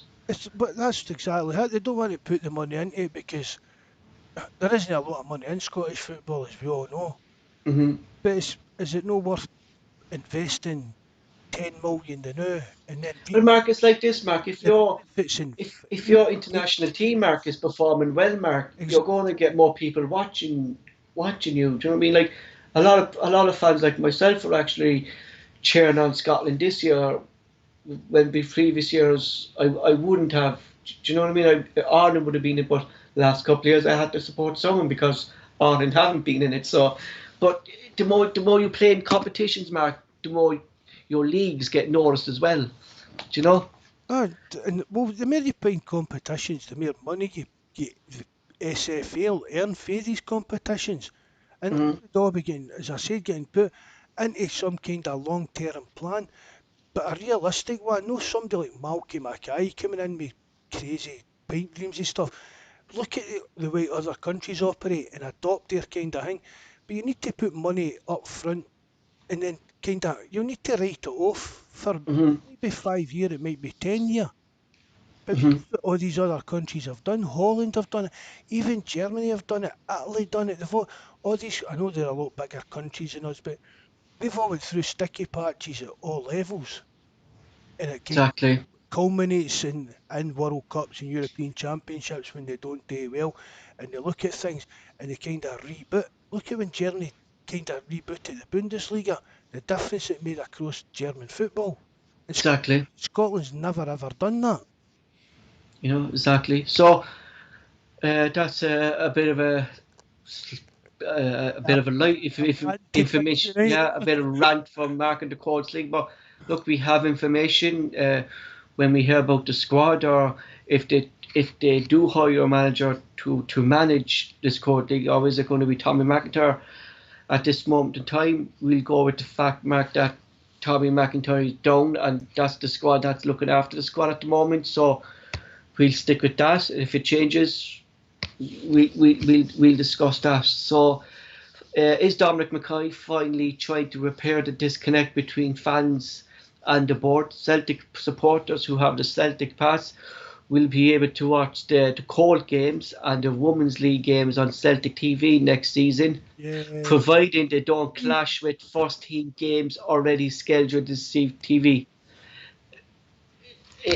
Is that a benefit to anyone, Mark? Really, that like the women's league and the Colts team, or to anyone who has a Celtic pass, like would you be happy with getting this extra added value that Celtic called it today that is going to be added onto the Celtic pass? I don't think anybody will be doing cartwheels or that, Paul, to be honest. I mean, But would you watch I would watch the Colts game. I would Colts league? watch it. Yes, just to see the young players, Mark, as you said, when it go like that when you were a young lad or any young lad, just because it's Celtic in town, seeing these young players who maybe be turned out to be stars of the future, like I'd be very interested to watch the Colts League next season just to see Mark who, who these young players are and see for myself if they're good enough or if they're not good enough. You know? Well, they're playing up at Airdrie's ground, as we said Hmm. earlier, but see if the Colts were going to be playing at Hamilton Accies, Hmm. probably arrange at least 10 people I know that would go, and a few of them would take their kids with them and that. Do you know what I mean? At least Yes. people would do that. Because And as a young lad, Mark, you'll be delighted, Mark, that's what just I'm saying. It's to still see. Celtic to them. If you're 5 or 6 year old now, you don't really care who. Do you know what I mean? It's still Celtic you're down there to watch. Whereas me and my pals would be like, we're watching like hopefully the next generation. But Generation, yeah, exactly. But to their kids and that, you're still watching Celtic. So I'd rather watch the Colts and watch the women. I don't. Hmm. Uh, nah, women's football's just. It's not my bag. It's not my cup of tea. It's not everyone's cup of tea, but I think if Barry Ford's watched a match for us, he actually watched a full length match for us. Mark, remember we told him we were going to talk about the women's league, and me and you didn't watch the match. Then he watched the whole match. He said, "Me and you were watching something else. We didn't even bother watching it. That's how bad. The That's how bad." I watched the Emmerdale Omnibus. We even Jesus, like we didn't even watch, and we didn't expect Barry to watch it either, but Barry actually tried to go and watched it. So talking about watching stuff, live at 1 p.m. tomorrow on Celtic TV's YouTube channel, live. We will be able to see Ange and Dominic McKay live together for their first interview. Dominic decided to release this live for free on Celtic YouTube's channel, as COVID restrictions are still in effect, and he didn't want fans to gather unnecessarily outside the stadium tomorrow. So, Mark, at least two of them are going to be together tomorrow talking. Are you expecting much? Or are you expecting maybe the same as Dominic McKay's interview that, we're delighted to have him here. This is the Pecan, just delighted to have him here. Are you expecting anything more detail, Mark? Players, things? Is it a press conference? Is it in front of the media? In front of the media. Celtic Star were invited. There's a few of the medias were invited. I think there'll be some questions asked that we would like answers to, Paul. If it is the media. If it's a Celtic TV thing again, I think it'll just be another wee kind of. No, they're meeting the media, but it's only going to be broadcast live on Celtic TV's news channel. So fans can watch it. I think this is going to be maybe the first real interview, Mark, that we can see, and maybe the media will ask the questions that the fans want to hear. We want to hear: is Kennedy and Strachan going to be there? What's this doing? No signings. Will that happen tomorrow, Mark? Do you think? But will they be told what questions they can ask? No, but just why this thing with Gavin Strachan? I just honestly can't. Really, Strachan, no. So Kennedy, I think most people are worried about Kennedy. What's Kennedy's role going to be?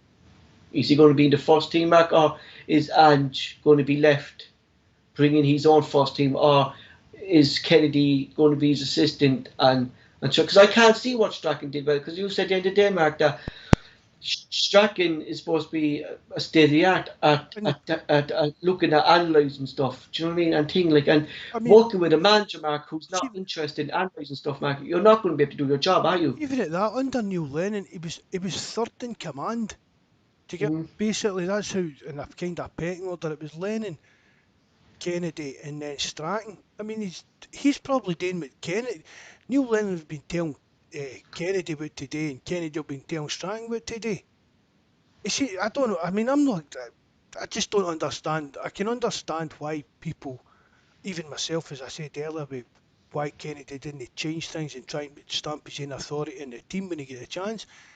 But I just don't know why Strachan gets the grief that he seems to get. And yet Damien Duff, I don't know. I mean, Damien Duff is probably the next best coach to Mourinho in the world or something at the time when he was here. But what exactly? So what you said there, right? What title is Gavin? Is he first team coach, Mark, or is he at Celtics? And what title did he give him? But he is. He's a first team coach. So does he be conducting training sessions? So, Mark, under what Kennedy's telling him to do and what Lennon is telling him to do. So he's Strachan then would. It would be Lennon would pass on to Kennedy. Well, I'm saying Kennedy, but Strachan would probably in the room. But that's us just getting into semantics. But Kennedy would any manager passes training drills, etc., and that on to his coaches, and the majority of them. But they could only do, Mark, what Lennon is telling them to do. That's what they're doing. Do you know what I mean? Do you know? And I know Kennedy is getting a lot of stick, and he's getting a lot of stick in the forum, but we're going to keep away from the forum tonight. But what I was saying, Kennedy is supposed to be a good coach. We give him that, right? He's supposed to be a coach. Brendan Rodgers praised him and things, but whatever happened, we didn't see that last season. That's what we're basing on last season, right? We didn't see a good coach in Kennedy, Mark, when he took over the first team. We didn't see that. And that's manager. I said earlier on, Paul, that's the only thing that really that hard against Kennedy. Yeah. He didn't grasp the nettle. He didn't. So maybe Kennedy is actually a good coach, Mark, but not a manager. Do you get me? Sometimes you could be a good coach, Mark, and you might, it's happens with a lot of assistants as well, Mark. There's good assistants. There's a lot of people like that, Paul, that are good coaches and no good managers. I mean, look at Liam Brady. Brady, I mean, Liam Brady. Best scouting talent, Mark, best underage manager for Arsenal for years. Donkey's years he worked with Arsenal. Do you get what I Hmm. mean? I can remember. I mean, Celtic played some really nice football. Will Do you Brady. know he spotted? Do you know he spotted Glenn Kamara for Rangers? Oh, didn't he? He spotted him and he signed him. He signed him when he was But a 13-year-old boy. he, Liam Brady spotted him. he ran Yeah. Arsenal's youth academy or whatever it was. His job title was. But he done that for years. And back in the years, Mark, Arsenal were producing some good players under Liam Brady. Did some young players coming up through their books, didn't they? You know. Definitely. And there is some. I mean, it's like. I mean, you can list them off. Mind that Carlos Queiroz, him that Hmm. Alex Ferguson brought in at Man United, Hmm. and He people. never made it as a manager either, Mark. Yeah.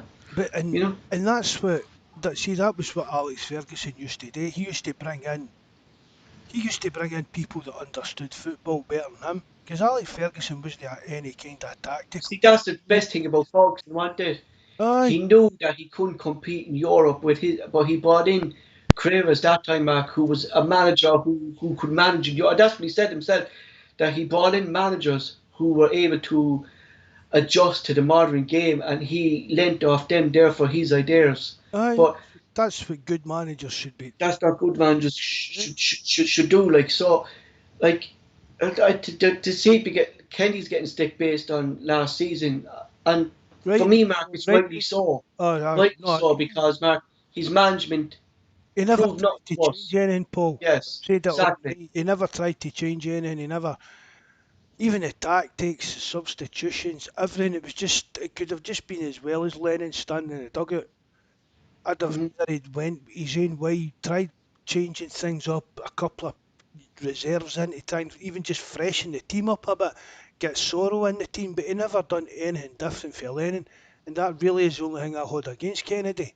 Hmm. So, like, if he is going to be Mark, like a lot of people saying you can't do a rebuild with John Kennedy, like, and I said it numerous of times, Mark, and I think you're starting to come around to it now as well, that Kennedy will be here, and I think he will be assistant, but like he could be a totally different coach again under a passing-minded manager, an attacking-minded manager, a manager who knows what way he wants his team to play, Mark, and he knows what players he wants to play. Could we see a different Kennedy maybe we saw under Rodgers again? I don't see why no. I, You know, again, it comes down to who's directing Kennedy. that's it. That's what I think. Like I think that maybe if he's long enough, Ange, Mark, if it's Ange that's going to be directing Kennedy, that maybe Kennedy would actually come out of this rot, I would say, that we were in under Lennon, and how that the backroom staff just I fell mean, apart really, Mark, under Lennon, did this. about it before, Paul. You look at even the body language between Yes, between them, there was nothing there, and I think, Mark, that's what pissed me off and pissed you off about Kennedy, that he did the exact same thing that Lennon was doing. Do you know what I mean? There was no change. that was That's what I can't forget, Mark. Do you know what I mean? That's what I think. Like so, hopefully, look, if he is, we don't know. Maybe Adge does want to bring his own backroom staff, Mark, but it's kind of cutting it tight, really, Mark, isn't it? Between get things prepared for the chaps, seeing if they're going to come in from Japan, if he's bringing in staff there, it's they're going to have to quarantine for 10 days. They're going to miss practically pre-season training down in Wales, Mark, if they come in by the time we get that deed done, Mark, as well, like, isn't this? So is it really that important, Paul? it's not, Mark. Do you get No, to me, it's not, Mark. we're To me, really it's not, Mark. speaking about coaches, so what if at this You know what I stage mean? I think, that I think a manager, Mark. If you're a good manager, you should be able to throw your ideas at what backroom staff is there. Like some people are expecting a huge overhaul in the back. Some people are questioning Stevie Wood. They're questioning Strachan. They're questioning Kennedy. Like everyone wants a whole different backroom staff. You can't afford that, Mark. So, I mean, that's one, you're going to have to pay them off out of their contracts, realistically, Mark, wouldn't you? If you're paying people off, you need to pay their contract up. Yeah. Like, well, Any that's the one, Mark. your job up. Any money we have, Mark, we want it invested in new players. We don't want it invested in bringing in half a new coaching team. Like, if he wants to bring in an assistant, Mark, fair enough, you bring in an assistant. But you don't have to replace all the old coaches, Mark. No, especially when you've got, I mean, Stevie Woods. Stevie Woods is one of the best goalkeeping coaches in Britain, if not Europe. And he's in the Scotland But thing 12 years, Mark, isn't saw he? that on the forum, and I can understand that. If you're a the goalkeeping coach is a bit of a specialist subject, kind of a specialist area, but it's just the thing with Celtic, is that it's just Mark, everybody's in the rank kind of thing. we don't know, Mark, if it's Stevie Wood that said, look, we need a new keeper this year. These lads aren't good enough. Maybe we don't know, Mark, if it's actually Stevie Woods that's actually said that to the board. Stevie Woods was champion in signing Barkas. Hmm. Do we hold that against Stevie Wood after what he done with Fraser Forster, what he's done with other keepers with it? Do you get what I mean? Exactly, like that's why, Mark. It's But like I know, I Barkas doesn't make Stevie Woods a bad goalkeeping coach. Do you get what I mean? know When maybe it's down to Barker's, Mark, that some players, Mark, just can't adjust to a new way of doing things, isn't it? well, just we've saw the videos of Barkas. Yeah, Stevie Wood watched him for a year. yeah. Do you get what? So he was basically watching live the games that we saw the highlights in that. So you Hmm. can't fault Stevie Woods for saying. Going on what he's seen, Mark. Yeah, exactly. It's going on what he's seen in front of him, and if you're seeing But what we saw, Mark, if we're you'd going to, say Barkas is a good keeper, wouldn't you? but if we're going to start blaming the likes of Gavin Stratton, and do you get what I mean? Going into that kind of level of blame, well, why no bring Stevie Woods into it? Exactly. Do you get what I mean? Gavin, really, what kind of power did Gavin Strachan have against Neil Lennon?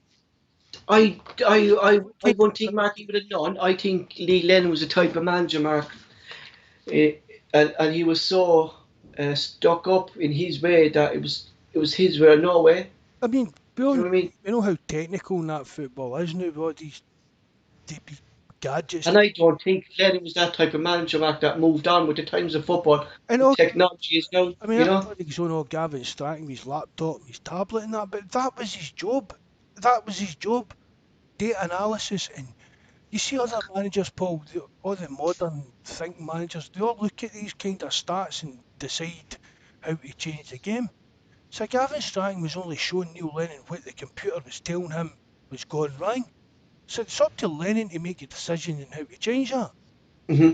Like I agree with Terence here. We said a lot, Mark. Terence has said maybe Barkas not being stuck in a hotel now and having some freedom around the city, meeting up with Celtic players kind of outside the club, Mark, I said that. will help him. Yeah, and like the club used to always kind of players used to out and have a game of golf That's what I was things just going to together, Mark. Do you know what I mean? Like say. it's all about gatherings, Mark. Like having a social life too, Mark. You know what I mean? Back in the old days, it was like teams that drink together. Do you know what I mean? They all went out for a bevy session and team bonding and that. Now it's more, as you said there, Paul, a game of golf and things like that. And they've not been able to do that. So that's, to me, I think that's affected Barca's just not Mhm. being able to mix and get to know people. Like there's a few discussions here now and thing like Bobby is saying I think at least Big Ange could have expected was picking his own like that's what I'm saying. It's been so quiet at Celtic at the moment. We don't know if Ange is being let pick his own backroom staff, alright? I Right, so or maybe well, alright, and maybe Mark considering his we say lack of management in Europe. Maybe he wants to keep Kennedy around in some formation. Maybe he wants to bring in maybe one coach with him that he can lean on, well, and maybe we have Kennedy no, in there as well, Mac, about the Scottish football. well, we're going on about the pecking order of the coaching, the Mm-hmm. assistant. You could Maybe, have two assistants somewhere. well, I maybe, see someone well, two maybe Ange will assistants. bring in his own assistant. John Kennedy will slip into third place, and Gavin Strang will be in the background doing the data analysis. Which would that? And I think, Mark, Ange, I think being, I would think that the J League is more up to date in technology, considering it's Japan, Mark, and how far advanced they are with technology. That Says with the stop slagging John Kennedy. they would. Why is she a fan of John Kennedy? Is she? Friends with his mum. Well, she can ask him. So if he's staying, give us some information, Jack. But Mark, that's like I'm saying. Like I think Andrew would be big into the data as well, and see, and like I don't think like if you're doing all that data, Mark, like I think maybe at some point maybe Gavin Strachan might have said that maybe Callum McGregor's not fucking fit going by this data there, his fitness levels have gone down. I think Lennon totally just ignored these data, and that's why not Kennedy, sorry, Strachan didn't have his laptop near the end of the season. That Neil Lennon wasn't interested in it. Maybe that McAfee and security. Yeah, maybe he had the password and he wasn't giving. That's why he shot himself. Moving on from that, so Oh, he's at it again, lads. Former Celtic coach Neil Lennon just can't stop blaming everyone else for his failures last season. Next in the fine line again is Lee Griffiths, as the Lee Griffiths slated his former manager, saying he was fit and he was playing 7 games in a row, and he had a bad 45 minutes against St Mirren that was held against him, and he was banished from the first team again. Lee Griffiths' impression was that if you're fit enough for the bench, you're fit enough for the pit, for the play. To play. Lee Lennon came back hitting guns again, saying that he was a stone overweight. He wasn't fit enough the last 45 minutes. My thing here now, Mark, is that if Lee Lennon can't prove us with the facts, it's time to move on from last season. It's time to move on from the club.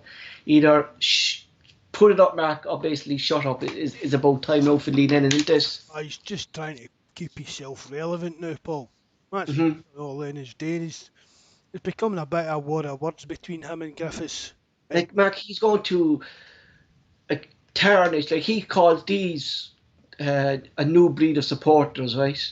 But his name's not just going to be tarnished by these new breed. Like the likes of me, now, Mark, is actually getting a bit fed up of Neil Lennon in this. Like this, all this crap again. Like, that's just Neil Lennon, Paul. mm-hmm, Nothing's ever Neil Lennon's fault. And then he had the cheek to bring up deflection and things like that when he was talking about Griffithson. mm-hmm. Why not? See if he's got anything to say. Come out and tell us exactly the truth. See when he come out after the Yeah. Fenner, Remember these the these Hungarian one. seating circumstances, Mark. He said. Remember these? Yes. Come out and say what they are. He tries too busy trying to be. He's always done it. Too busy trying to be a smart ass. Mm-hmm. Cheeky comments and just innuendo and things like that. If you've got something to say, know what it is. He'll have signed a non-disclosure agreement with Celtic. So now he needs to watch what he's saying. And he's trying to get out little things that he can't say, Mark. Aye, all these wee snidey digs. So basically he's keeping his mouth shut for money. That's basically what he's doing. So it's I As just I said to you today, Mark, I said I'm getting sick of going on looking for Celtic transfers, looking for Celtic news without this popping up every single time coming up. Even it's on BBC, he's on Irish channels here, RTE and TV3.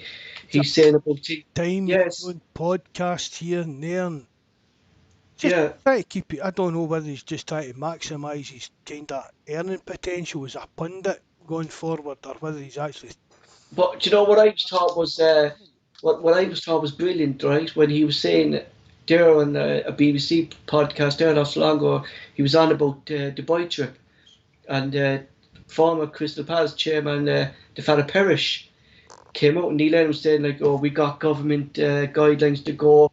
They didn't say nothing about this. They didn't say nothing about that." It was a good idea at the time, and Crystal Palace chairman, what in this world do you think that was a good time to go to Dubai? no, I You know, don't no totally wrong decision, Mark. no, I don't agree with you, Paul. You know, I no, but I'm saying what this fella Steve Perry said to him. this Steve Parish came out and slated him, like saying like we're in the middle of a COVID pandemic. But then Neil Floyd back then said, look, the media just got the pictures that they were getting. We just arrived to the hotel. We just sat down for a pint in the lounges, and that's what the media got. But even at that, Paul, what did it matter? They were on a bubble. Mm-hmm. They were they'd all sat in an aeroplane together to get there. So what difference does it make if you're sitting next to somebody in an aeroplane or sitting next to them next to a pool? But then you're going on about double standards as that's- well, Mark. Then aren't you about the Scottish FA, like kind of Gilmore getting caught with COVID, and there's a clear picture of fucking Steve Clark hugging him, but there was no kind of social distance plans there then either, Mark, was there? By the Scottish FA, was there? You know? There's kids by one rule for one and another rule for another. Thing with Billy Gilmer. Mm-hmm. I honestly don't understand that, Paul. I know it came down to NHS rules in England are different to NHS rules in Scotland. That's what the Scottish FA came out and said, yeah. See why him standing talking to two England players in the tunnel for 20 or 25 minutes is any different to be running about in a football park in contact with another 20 people. I don't understand that. It could be what Roy Keane said. Why are you talking to a rival 25 minutes after the game for? I don't even talk to my wife that long. I mean, he's just the things he comes up with, Mark, like are just unbelievable. Like we should get Roy Keane in as our head of PR. Oh man, I could imagine the stuff coming out by. I'd be watching Celtic PR thing. I'd be subscribing to every single site he's on. I say, Mark, the things he's actually a brilliant pundit. Like the things he comes out. You either love him or hate him, and I love him as a pundit, Mark. The things he comes. I love him as another human being. Yeah, Mark. So there's not. Greatest man ever to walk the earth. You know, like he doesn't care even if he's on ITV. He'll say what he thinks of England on that day. You know, and ITV, I know, certainly don't like it. You know? It's one of the best pundits on the telly by a mile, just because it just says what he thinks. And that's exactly. Pundit, see, rather than pander to your audience, when you've got your Chris Boyds, Andy Walkers and people like that. He'd be a great shout, like, for the...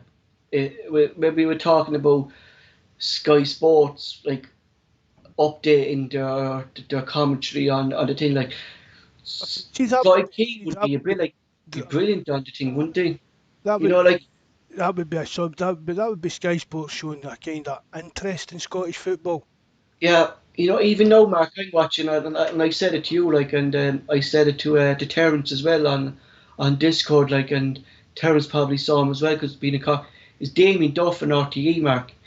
Slate's England. You know what I mean? Slate's Rangers on it. You're not going to go on Sky or ITV or that day, no.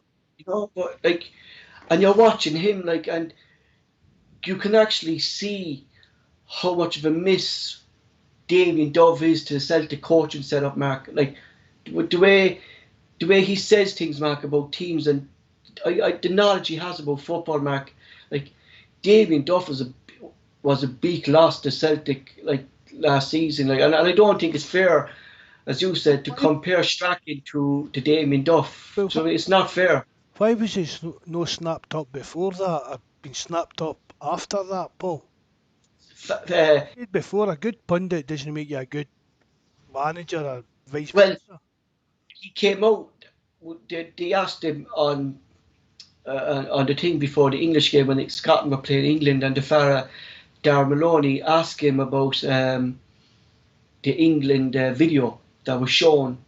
Remember they showed that video about the Celtic history, about All Bloody Sunday and all stuff like that, and he turned around to Darren, look, are you going to go on about that again? You know, it was done. I don't see nothing wrong with it. It's part of our history. It's part of an Irishman.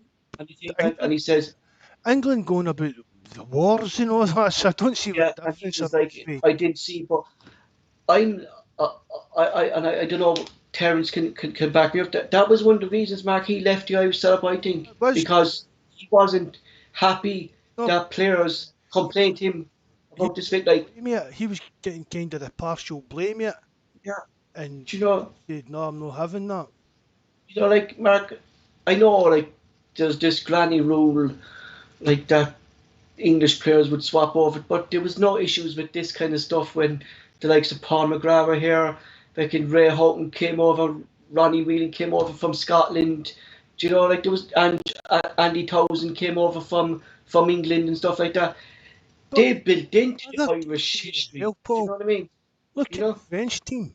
Yes. Many France, the great France teams over the years have been like Algerian, they're actually Algerian descent and things like that. Yes. Hmm. See if that's the rules. There's nothing wrong with that. They're playing, but Hmm.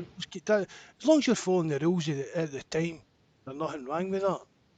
Hmm. But like it's true as Terence said, Mark, like it's our history, it's events that happened. And if that's not going to get you psyched up to beat your main rival, Mark, No, do you know what I mean? You know, it's England's always. I mean, look at this carry on. Without getting too political, this carry on about some song they're meant to be singing in the schools tomorrow.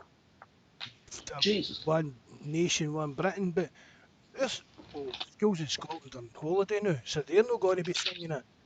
It's just there's no difference between the way England as a nation and Yeah, but I bet you do, Mark, if if they put a ban onto these orange order marches in Scotland and Northern Ireland, they'd be fucking uproar then, like, wouldn't there? You know? say that again, Paul. I said if they put a ban onto these marches being held, these orange marches in July, uh, It'd be chaos. going down fucking Catlin streets and stuff like that, they'd be holy war if they banned them, Mark, wouldn't they? You know? Definitely, and just our time people learn it. That's all getting outdated now, Paul. Do you know what I mean? But every country's It's old people still stuck in the old ways, really, Mark. Ain't it? The likes of like the new generation now, Mark, is speak against all this stuff, is speak against racism, is speak against gay rights, and do you know what I mean? But it's the old generation, Mark. That against gay rights, Paul. It's for gay rights. oh, that's I'm sorry, like for it. That's a bit of a slip Maybe it's on me stuck in the back ages. No, But Mark, like aye. the, the times have moved on, but there's a certain generation that refuse to move on. Like that fella there that was on. I know we're going off topic now, and I'll get back to the pod. That fella who was booing the knee thing there all over YouTube there last week when he got taken deep. Like he should be ashamed of himself. Do something like that, Mark. There's always idiots like that, Paul. Mm. Really, it's like even at Celtic Park, you meet the odd idiot in certain games. Something's happening, or some arsehole full of the drink that makes a pure idiot of themselves. Things like that happen. Hmm. It's as long as it's a minority, eventually the majority will take over and stamp Exactly. out their stupidness. That's all it is. Just let people see what you want to live your life like. As long as you're not hurting anybody, just go on with it and leave everybody else alone. That's Yeah, basically the way you should live your life. exactly. Getting back to the podcast, Mark. So, like, it's about time now. Like, Lennon, we've a new manager. The players that who you slated might be moving on. We're going to have new players in. I certainly don't want to be hearing Neil Lennon next season, Mark, still going on about what happened in fucking Dubai, what happened behind the scenes at Celtic. Like, it's about time now. And especially for Lee Griffiths too, Mark.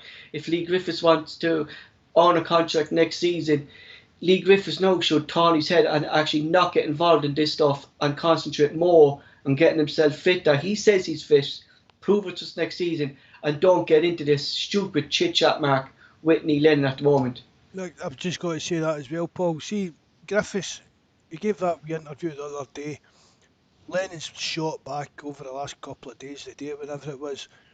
No, Griffiths should come out, put his case there, and just say, I'm not going to speak about this again. Exactly. Just say, You know. Griffith, he never came out and said it, but he hinted that there was a problem between him and Lennon. Hmm. Kind of hinted at it, and Lennon's kind of hinted at it. So Griffiths should just come out and cut this conversation dead, and say that's it. more important. I've got more important things to think about. Exactly, Mark. Because like what we were I'm going saying, to look, Mark, like that, like I'm we going to want to look see new forward. Griffiths. Like, yeah, I'm going to look exactly. forward. If people want to dwell in the past and keep going on it, let them do that. But I'm going to look forward. hmm So moving on, this year, European football has announced for the Champions League and the Europa League and the new Conference League that the away goal will no longer apply. This will start from Celtic's next round in Europe against Midtjylland. The away goal won't apply here. Mark, are you in favour of this away goal or are you not in favour of this away goal situation? What's your thoughts on this? It's pros and cons really, isn't it, Paul? hmm To help encourage teams away from him to play attacking football. hmm That's basically why they brought it in, and I don't even know if it's really worked that well, sir. No, like it's like Fair, a tie should come down to who scores the most goals. But what happens now if it is a tie? What's the latest? I just a go probably just go mark into penalties, extra time though I think in penalties, yeah, extra time in penalties, Mark. That's probably the best thing for it then. You know, like because like as you said there, like it's a benefit the team that's played away from home attacking, but if they get the away goal, then Mark, it's really just a defensive back again to one team. You know, at least one team. No, Mark is you're drawn 2-2. You know, you might play like extra. You might say, look, we'll take the extra time. There could be more of an advantage, Mark, for fans and more excitement for fans watching the game now, Mark, because we've been at the end of it, we've been at the receiving end, we've benefited from the away goal, but I think it's an area, Mark, that has really kind of died out of football. Now it's time to kind of, it was like that, remember that golden goal rule, Mark, that had its time in the World Cup, Mark, that it's kind of died out, Mark, that it's about time that UEFA kind of moved on from it, you know? It's like you're going to say, oh, golden goal's a brilliant thing if you get through to the next round with it, but if you get with it, you're hating it. Yeah, like Mark, you could win your match. We say at home, we say 3-2, but it was 3-all then in aggregate, and the other team went away then and away goal. Like I mean, That's probably that's fairer. a hurt. Like you know what I mean? That you won one match, and you know what I mean? You maybe you drew the other match or something like that, but then Because they got two away goals. You know what I mean? underlying, do you get what I mean? They're underlying circumstances. What if you've had injury problems for your last game, so you need to play your defensive game and all that. So Yeah, it's probably the fairest way to move it forward, Paul. If you score more goals in your opposition, you get through. That's the fairest way. A sport, really. exactly, Mark, and it's a good way too, no, Mark, because like it's the knockout stages, like you know what I mean. That they're home and away legs. I mean, you don't want to be going out against Midtjylland on away goals either. Like, so you don't, you know what I mean? Like, it's really, as you said, Mark. If you're winning, fair enough. Like, but to be on the receiving end of going out on the away goal, then is not nice. Like, you know what I mean? Because see, if where the away goals will stand, and Midtjylland would be out there to try and make sure we didn't score. And, hmm and over there, that would be their main prerogative, their main objective I'm like, that night to true what Terence said here. Like, considering our fucking away goals record, Mark, like it actually might have to help us. Do you know what I mean? probably would in the long run, aye. But I mean, You know, it's like, are we home or away for the first game we meet you? at home, We're at at home. right. hmm Even at that, well, I'd expect us even to be. I don't know. I'd expect us to be going over there with a lead then. But hmm if you put the shoe in the other foot there and say we were away first, all hmm Midtjylland are doing there is trying to stop us scoring. Because if they can come to Celtic Park, Exactly, Mark. That's the thing. Like they don't open up. Like the that teams who are home, Mark, won't open up, and it's like it's been Celtic's way of many years. We can't play against teams, Mark, really who defend. no, We just seen we can't break them down, or we've seen that this year in the Scottish League, Mark. We failed to break down teams who actually get 12, 11 men behind the ball. Do you know what I mean? don't, You know. don't forget, Paul. We get beat with Red Imps in Brendan Rodgers' first game. Exactly. I mean, can you imagine if that happened? Well, imagine if that was somebody like Ronnie Dyler or Ange that everybody's I think the doused with. reason he got Brendan Rodgers got away with that because being Brendan Rodgers, do you know what I mean? And I think there's actually more pressure on Ange now, Mark, because than when Ronnie Doyle came in. You know, I think there's actually more pressure on Ange now, considering the bad season we had last Aye, season, where the club has fallen apart. Mark. they've won the league kind of thing. Ronnie Mhm. came in at a time when we were winning. All he needed to do was continue that. I mean, let's Exactly, not kid ourselves either, Paul. Ronnie was only robbed of a treble off a dodgy decision. exactly. I mean, that could have, well, would that have changed anything? Could have, Mark. What do you think, Mark? Was it down to fans or uh, kind of not behind Ronnie? As I know there's some section of fans that loved him. I was behind Ronnie. You were behind him. Welchie adores him. Like, but there was a section of fans who weren't. Was it fan pressure that pushed Ronnie out? You think? I don't know. I think it maybe part of it. I wouldn't say a big part of it, but I think it was just a part of it. I just think over time he kind of realised the job was too big for him. That's really all I think it was, Paul. Mhm. Mhm. It didn't help that a lot of the fans were behind him and the way the press kind of treated him as well, because I think I think Andrew, a manager, Mark, will be able to step up to the plate. I think that he won't. he's got a bit. I think Andrew's got a bit of a tougher skin than Ronnie had. Mhm. He'll be able to handle that kind of thing a lot better than Ronnie did. Let's not Mhm. forget, he came for that team out in Norway and he was a god there for winning them the league, stuff like that, and the way he turned the club around. And then he came out here and there was people doubting him, people It's like kind of in wee digs and laughter and about him came and on things the like that. stick mark when he dropped the likes of Schwarzer, Venduka, and all these big names for Australia, and he stuck to his guns. He was having none of it. I said on the forum, he took on the Australian Scott FA FA, yeah, and won. yeah. So that shows you the type of character he is. Whereas Ronnie was more, I Mm-hmm. think Ronnie would have done better for Celtic and settled better if it had been more kind of a settled back. Mm-hmm. I don't know if background's the right word. Do you get what I mean? Yeah, There was always doubts about him, and there was always wee from the digs start, about like yeah. press and everything kind of idea. Whereas, and because of Ronnie's character, I think that maybe got to him and Mm-hmm. things like that. Whereas Ange is a lot older than Ronnie, a lot more experienced than Ronnie. Yeah, exactly. Lot, And considering he was around the World Cups and stuff like that as well, Mark, around the Asian Cups with Australia. he's 55, 56. Yeah, I think but he comes across a lot more a kind of stronger character than Ronnie did. mhm. So, folks, that's all for tonight. Tune in to Celtic TV tomorrow at 1 p.m. and we'll see how Dominic McKay and Ange come in. Again, our thanks to Manscaped Grooming Products for their sponsoring the show. And as always, remember Manscaped, trim your balls while listening to the Balls of Bovril podcast. Not only will your wife thank you for this, but your balls will thank you for as well. Myself. We'll even thank you. Yeah, exactly. My thanks to you guys in the live chat as always for tuning in. Mark will now close the show. Right, just thanks again for everything, Paul, you do on here and behind the scenes. Thanks for everybody for joining us. I hope you all enjoyed yourselves tonight.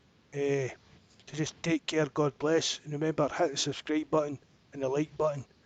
And remember and share the NHS football match link, please, too, as well. Thanks very much, lads. Good night.